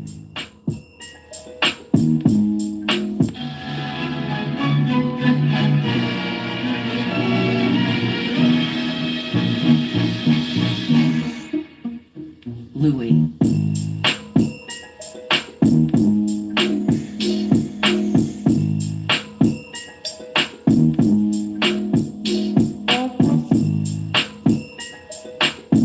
Brownie, you said it's my South Node Leo in Aquarius. No, my North Node is in Aries in the 7th house. My South Node is in Libra in the 1st house. Hey, Ralph South, I will say this. I sit here and I exchange energy with y'all out of love.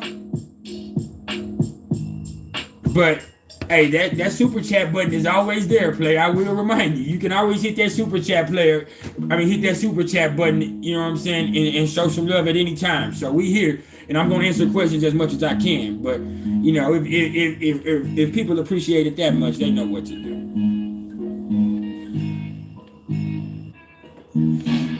Now, Sun conjunct Rahu in the 10th house. That means that you're meant to be an ambitious person. That means you're meant to be focused on a career with your Sun conjunct Rahu in the 10th house. That means that you're here to be a boss. You're here to be a leader in some aspect.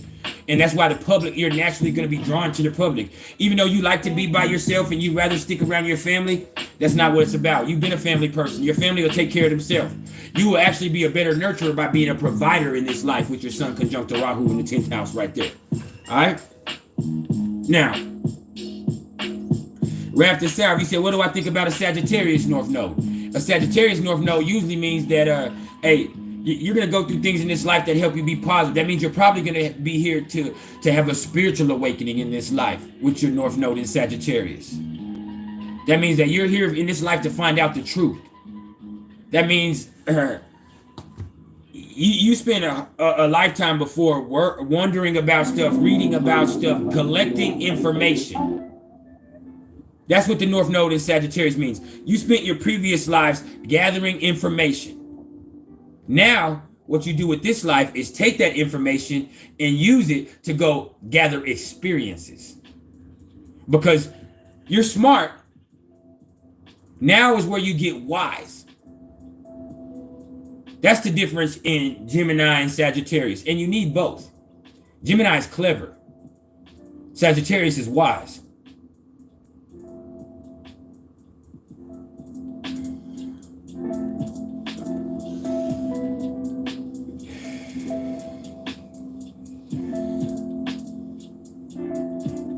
Shamir, you said, what does Saturn square ascendant mean?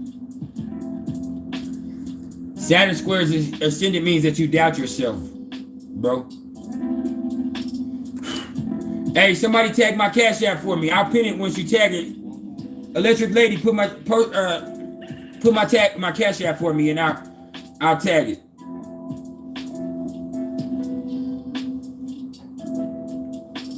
But yeah, Samir, when Saturn square to the ascendant, either either you doubt yourself because you don't feel like you're worthy, or you doubt yourself because your family made, one of your parents made you that way. Really, in both cases, it has to do with your parents. Straight up. In either way it goes, bro, you doubt yourself, Samir. With Saturn square to the ascendant, you doubt yourself. Y'all can super chat, but the Cash App is pinned to the top also now. And I don't know why you doubt yourself, but you know, whatever it is, man, it's stopping you from being as great as you could be. You gotta stop doubting yourself, Samir. You a boss, Samir. You great, Samir. I believe in you, bro. Every time you come in here, you bring an excellent energy into here. You're very inquisitive. You just want to learn. You're smart. You're respectful. All of that counts, man. I want to see you win. Stop doubting yourself. Because only your doubts and your fears are the only thing that can keep you from being whatever it is that you want to be in life, man.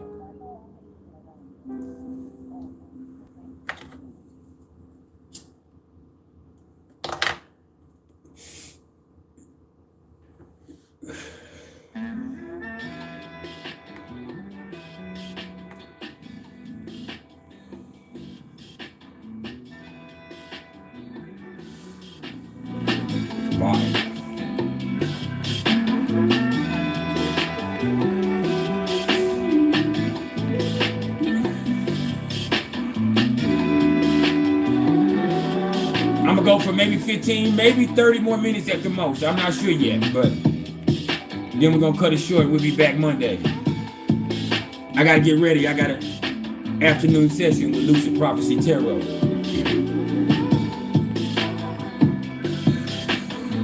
And I'm giving the reading, I'm not getting a reading.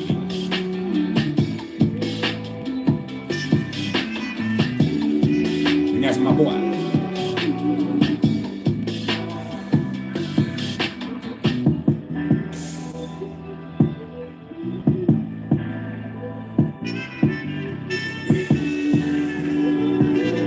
What does Venus in the 9th house means?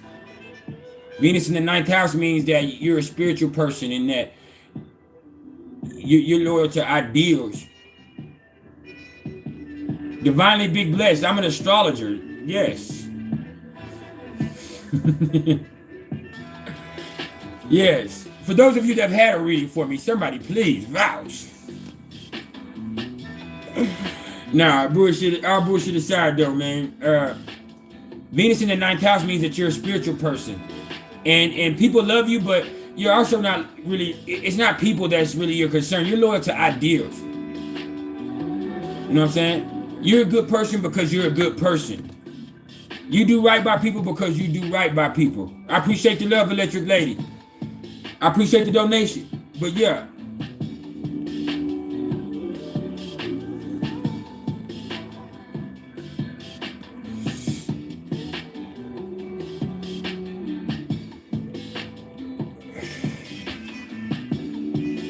You're you, man.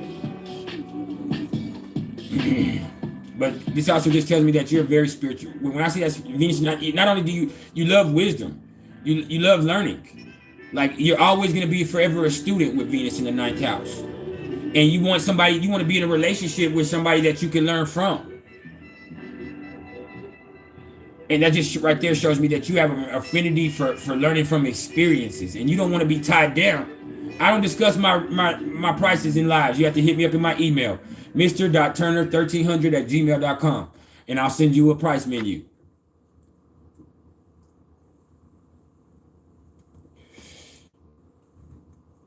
That's not how you conduct business.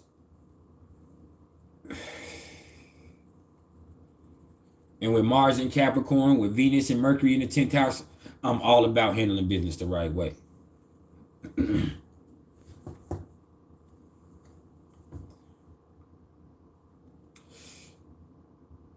Mr. Nobody, it means something else for you though, my nigga.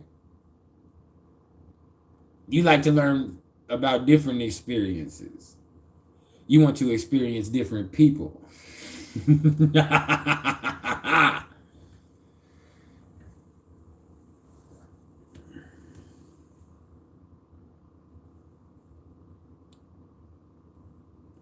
but you also honesty. Let me tell y'all something. I play around, but let me tell you something about Mr. Nobody. Mr. Nobody values honesty. He's real. He wants somebody that's going to communicate and be straight up with him. That's what he values. He wants to be stimulated right there, but Mr. Nobody values keeping it real with that Venus in the 9th house. The 9th house is where the truth lives. My son is in the 9th house. I'm the motherfucking truth.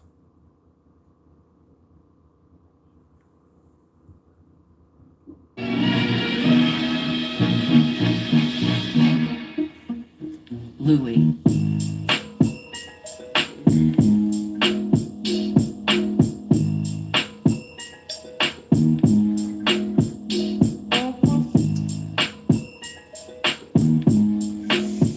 Ooh, hold on.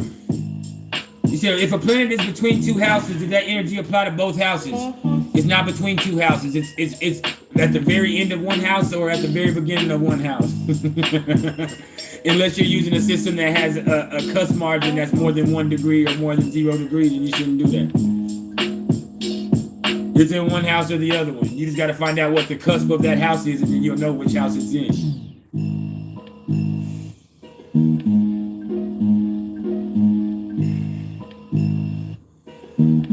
Jupiter in Cancer in the 12th house, Chris Marquez. Jupiter in Cancer in the 12th house is just, understand that Jupiter is exalted in Cancer because you care so much. And because you care so much, hey, that puts you in a situation. It also tells me that anytime you're by yourself, it's like you have a guardian angel and your family loves you. With Jupiter in Cancer in the 12th house, like you got family that'll be there for you and you treat people like family. And because of that, you always got a guardian angel. You always got a guardian angel. Jupiter in the 12th house is a guardian angel. I got Jupiter in Pisces, I know it, but Jupiter in the 12th house, hey man, you don't know you got luck until your ass done got it. You're always guarded from the worst, and that's lucky in itself. Some people are always like, man, how come I never get this? How come I never get that? Well, how come your ass didn't get that happen to you? Or how come your motherfucking head didn't explode? You never thought about that. And what can I tell you about Jupiter trine to Pluto? You're a very powerful person. Jupiter trine to Pluto means you go through powerful transformations. And no matter what you go through, no matter what hardships, no matter what intensities you see, you stay positive. And because of that, you'll always stay powerful. And because of that, you'll always end up being a leader. And because of that, like, you're just a person who's big time sexy and big, and people are drawn to you. And there's something about you that other people just can't put their finger on, but they want to be a part of it. They want to jump on your bandwagon with Jupiter trine to Pluto. Why?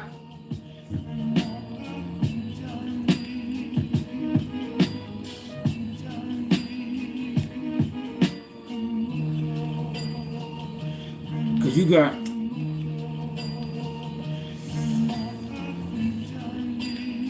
Zeus and Hades on your motherfucking side. What else you need?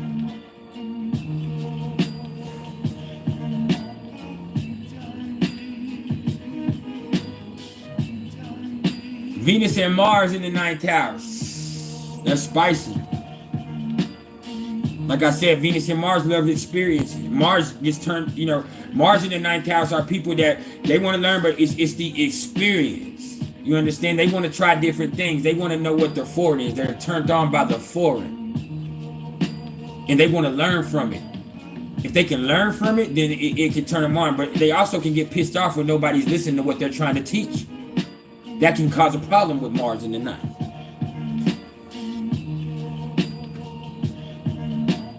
But you got to understand, when you're trying to teach, some people can't appreciate that always. So you got to work on your approach. You got to learn some tact. Y'all don't hear me though.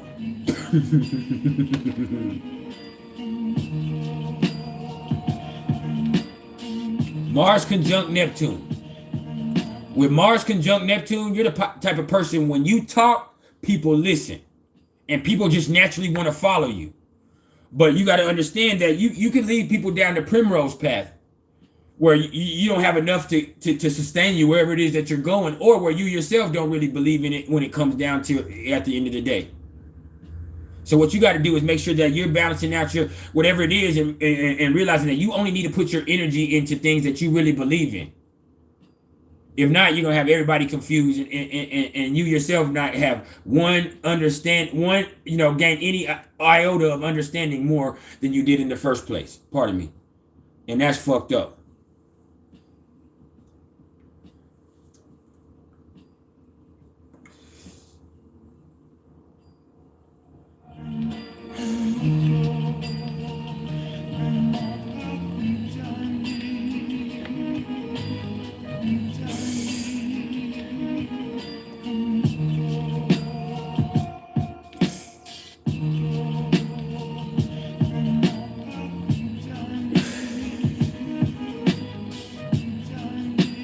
Jupiter and Libra in the 3rd house.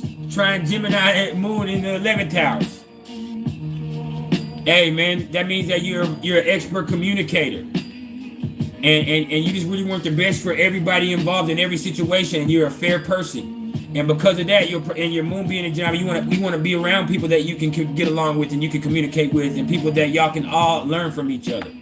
And you want to be around people that are stimulated. And with the trine, that means that you will be around those type of people. And because of all that together, you're usually going to be put in winning situations. And you'll make a lot of money too. What's up, Amber? What's up, Anthony Green? Jupiter sextile to Venus. Jupiter sextile to Venus means, hey, you could be really lucky in relationship situations, and you can really have a good life that you enjoy, but understand that you can do too much. You can do too much. Over an indulgence is the only thing that can stop you from having an amazing life with Venus sextile to Jupiter. I mean, and so what you got to do is choose to add a little bit of temperance into the mix. Yeah, I'm that cold. I already know, Slavi D, I'm on today. But they ain't even feeling me though, man. But I value myself though. Moon opposite to Mars. Temper. That's all I'm gonna say is you would be an awesome person if you didn't let your temper get in the way. You feel so much, so passionately all at once that until you learn how to chill the fuck out with Moon opposite to Mars, and you put some chill in there, it's just gonna be too much to deal with sometimes, because you just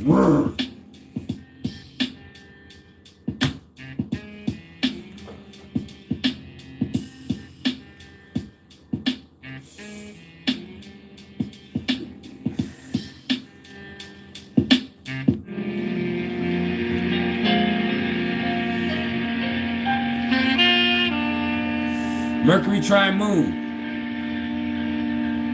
You're really smart. Mercury trine Moon means that you're a really smart person, Samir, and you learn really fast, and you're able to mimic anything that you saw somebody else do a lot of the time. So you're usually able to be competent in any situation or any conversation. So as long as you can apply that, effectively, that's an awesome aspect to have. And it also means with Mercury trine to the Moon, it means that your thoughts and your emotions are aligned with each other and they're integrated well. And because of that, you're able to learn and teach people easily. And you're able to have good conversations and people are comfortable around you.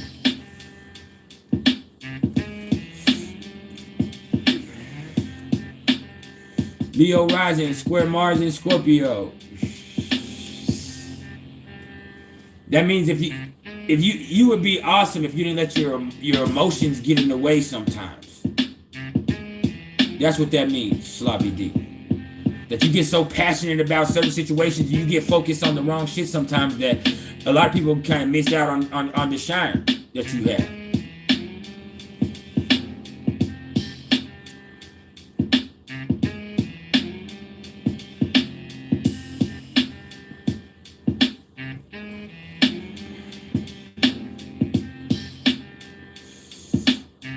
Mars conjunct Moon. That means you're a very active person. You're a very passionate person with Mars conjunct to the Moon. So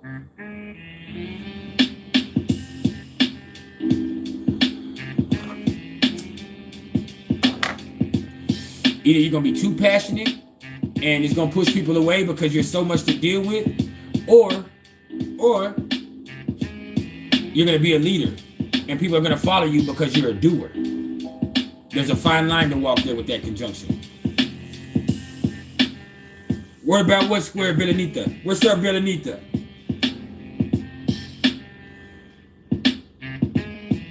If y'all here and you haven't hit the like button immediately. I've been here for 2 hours getting it in.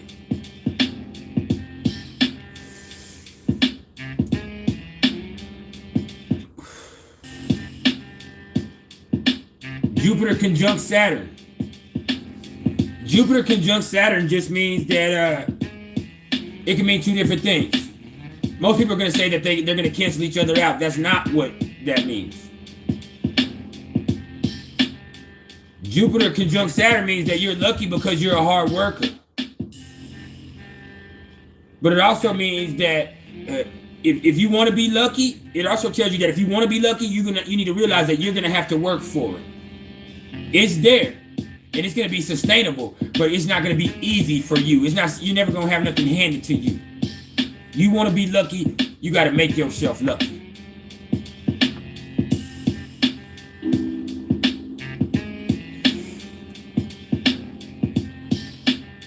If you want to be blessed, you got to get rid of that negative mindset, because that negative mindset can destroy your blessings with that one. That zero don't mean anything. That just means how close it is. But I'm just telling you, that negative mindset is the only thing that can stop you from thinking. If you looking at that like, man, I got this motherfucking Jupiter conjunct Saturn, like, man, fuck this shit. The only thing that can stop Jupiter is Saturn's fear. So instead of being fearful, be responsible with Jupiter conjunct to Saturn. That's the trick with that. As long as you be responsible, then guess what? Jupiter will be responsive.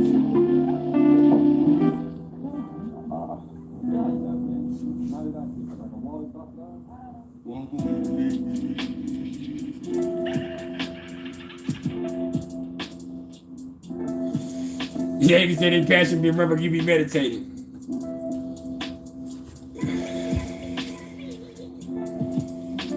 And then, Samir, you said Jupiter square to Chiron. What does that mean? That means that with Jupiter square to Chiron, that means that your blessings come from the lessons that you've seen. You're blessed because of the hardships you've seen. You got to deal with the hardships. You got to find out what went on with you so that you can see how blessed you are. It's going to take you acknowledging how fucked up shit was and how much you came through it for you to realize, damn, I have been blessed this whole time. I am lucky because look how far I've came. That's what that means.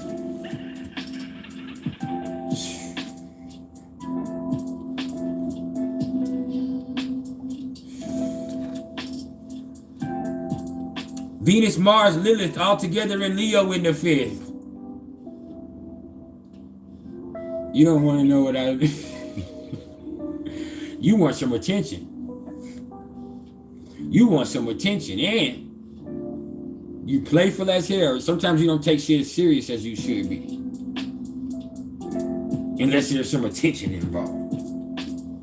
Kids love you. It's because you act like a kid sometimes. You throw temper tantrums. You're a leader. You're talented. You're creative. But you also bring drama with all of that. So you just got to figure out and find a delicate balance between all of that. What you got to do is be confident, be principled, without allowing it to play out in the interactive arena of your life.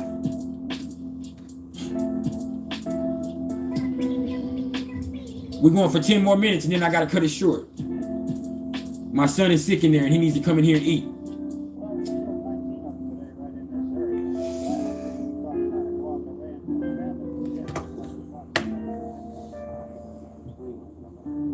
Uranus in the South Node in Aquarius in the 5th.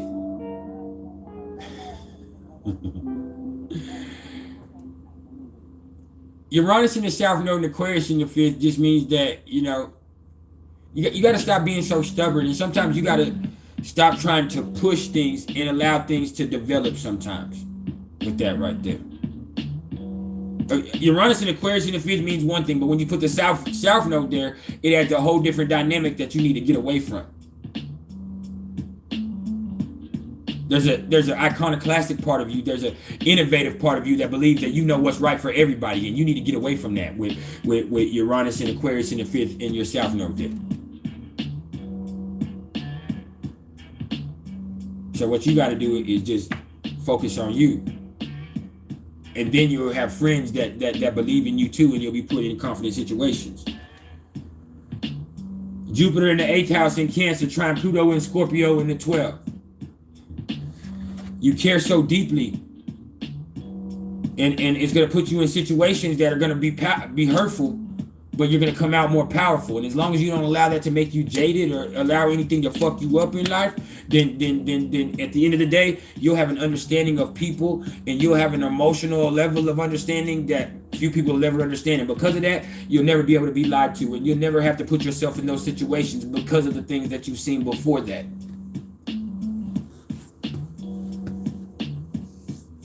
Samir, you said Chiron sextile the North Node. What does that mean? That means Chiron sextile the North Node means you need to get over the past trauma, get over the things that have hurt you so that you can get to your destiny. That means that a big part of your life quest is you dealing with the way that you, the traumas that you've been through, or whatever it is that you felt like has hurt you in the past of your life, or what has held you back. That's what that means. And Major, you said progress Aries moon with progress Scorpio Mars. You progressed into a very passionate person that don't take any shit, man. You got a warrior spirit. Just understand that there doesn't always have to be a battle with that right there. Sometimes things in life can come to you without you having to fight for it. Understand that with that energy.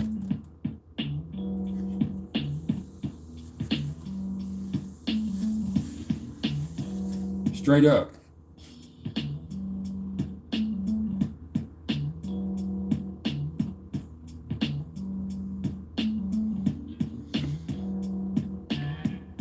Part of fortune in Capricorn, sextile Scorpio sun. You're a focused person. You're a passionate person. As long as you allow yourself to stay serious about situations, you'll be straight. South node in Taurus. KB Leo.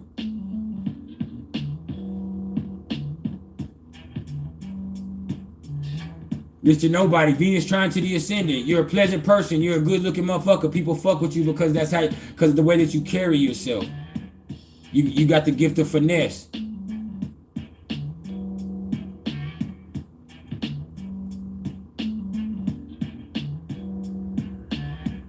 Shaylin, you said, how would I look at a progress chart?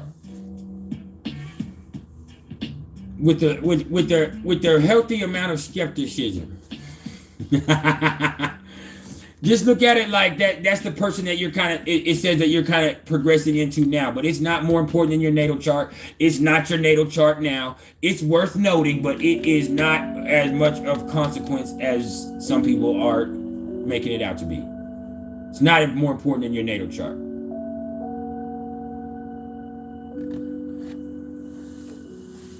Now, Lilith in Pisces in the second house. Lilith in Pisces in the second house.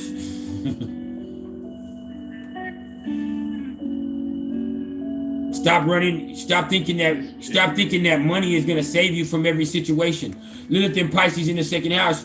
That means that you think that money is gonna get you away from whatever, and I'm not saying that's you, but whoever it is, they think that money is gonna get them away from the fucked up shit in their life. They think that if they get a lot of money and if they get rich, then all their problems will be solved, and that's what they escape to. They try to always stack. They're always worried about stacking up material things, and the thing is, ain't nothing gonna save them until they look inside themselves and realize how valuable they are. What's up, Grace Moon? You done caught us at the end. We've been going for almost 2.5 hours. I got like 5 more minutes. Unless somebody convince me to say.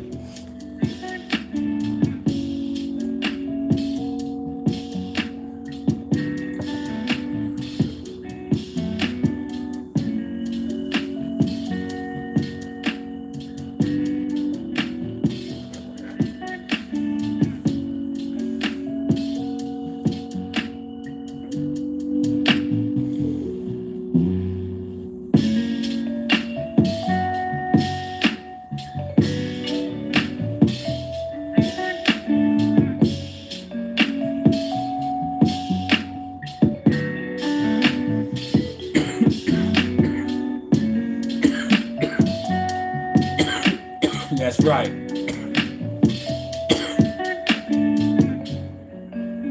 Damn Skippy.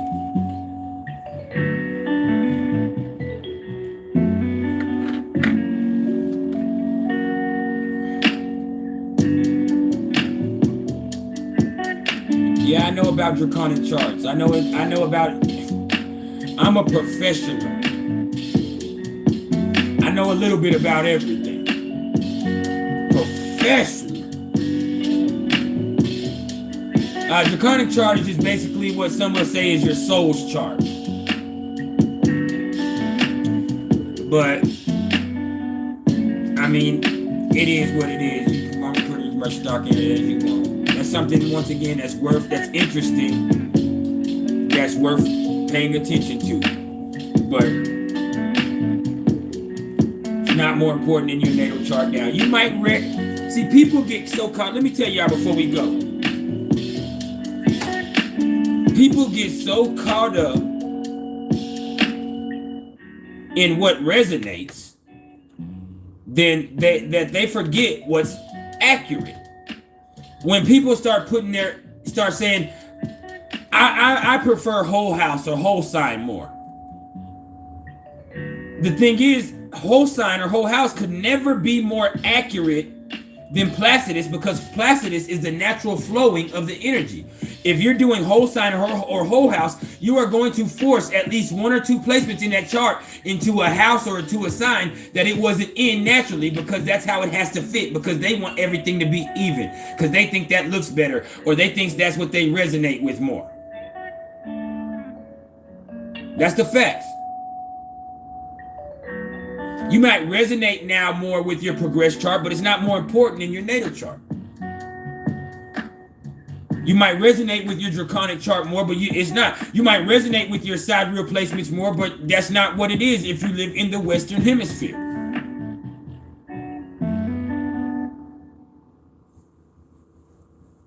That's straight up.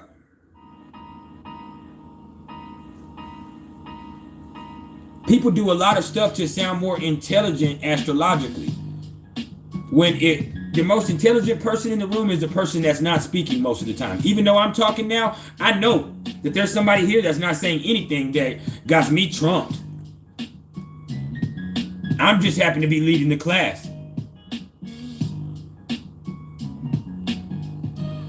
I just might be tapped into that.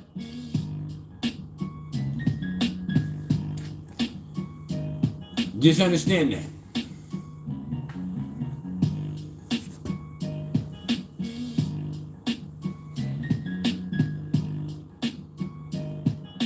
Placidus is the natural flowing of the energy.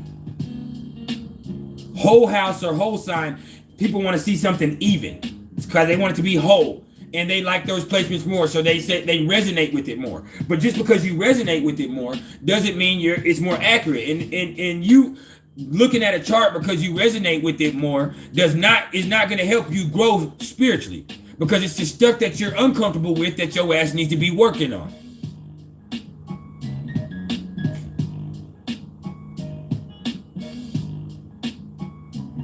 Straight up.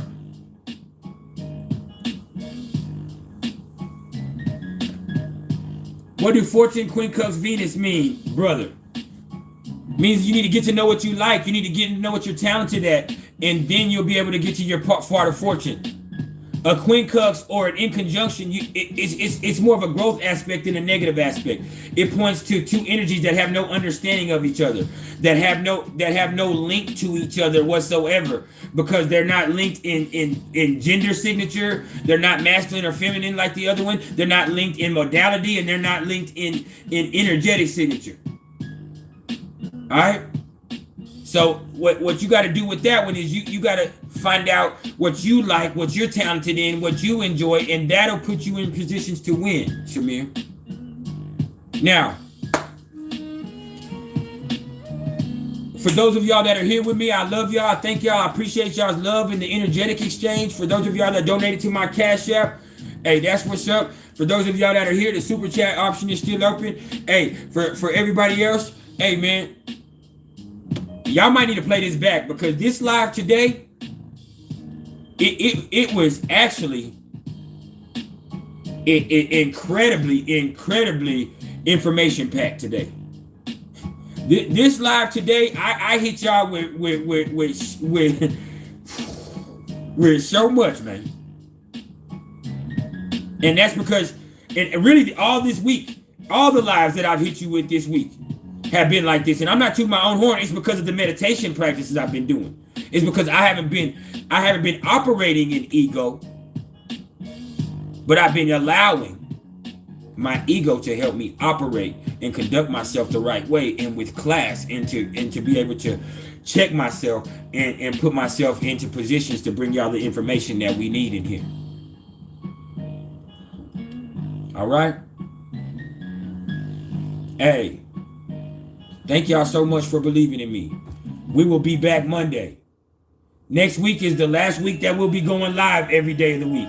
After that, the week after next, after we come out of these retrogrades and I let this shadow period clear up, I'm gonna hit y'all. I'm gonna come live twice a week, and I'm gonna hit y'all with a life path video on numerology at least once or twice a week, and I'll hit y'all with an aspect video at least once or twice a week.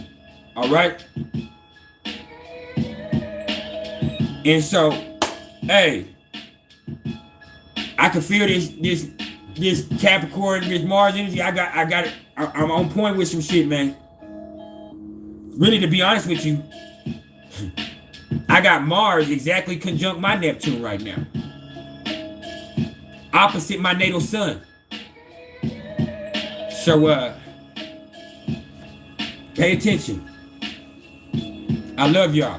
If you're interested in the astrological readings whatsoever, do not hit me up in my comments. Shoot me an email at mr.turner1300@gmail.com. Same thing if you want some merch, but you got to understand that I'll sell you all the merch you want and you'll probably look all right in it. You might even look fly, but this type of swag I got, this type of energy that I pack with me, it's got to be in you and not on you. So let me put it in you.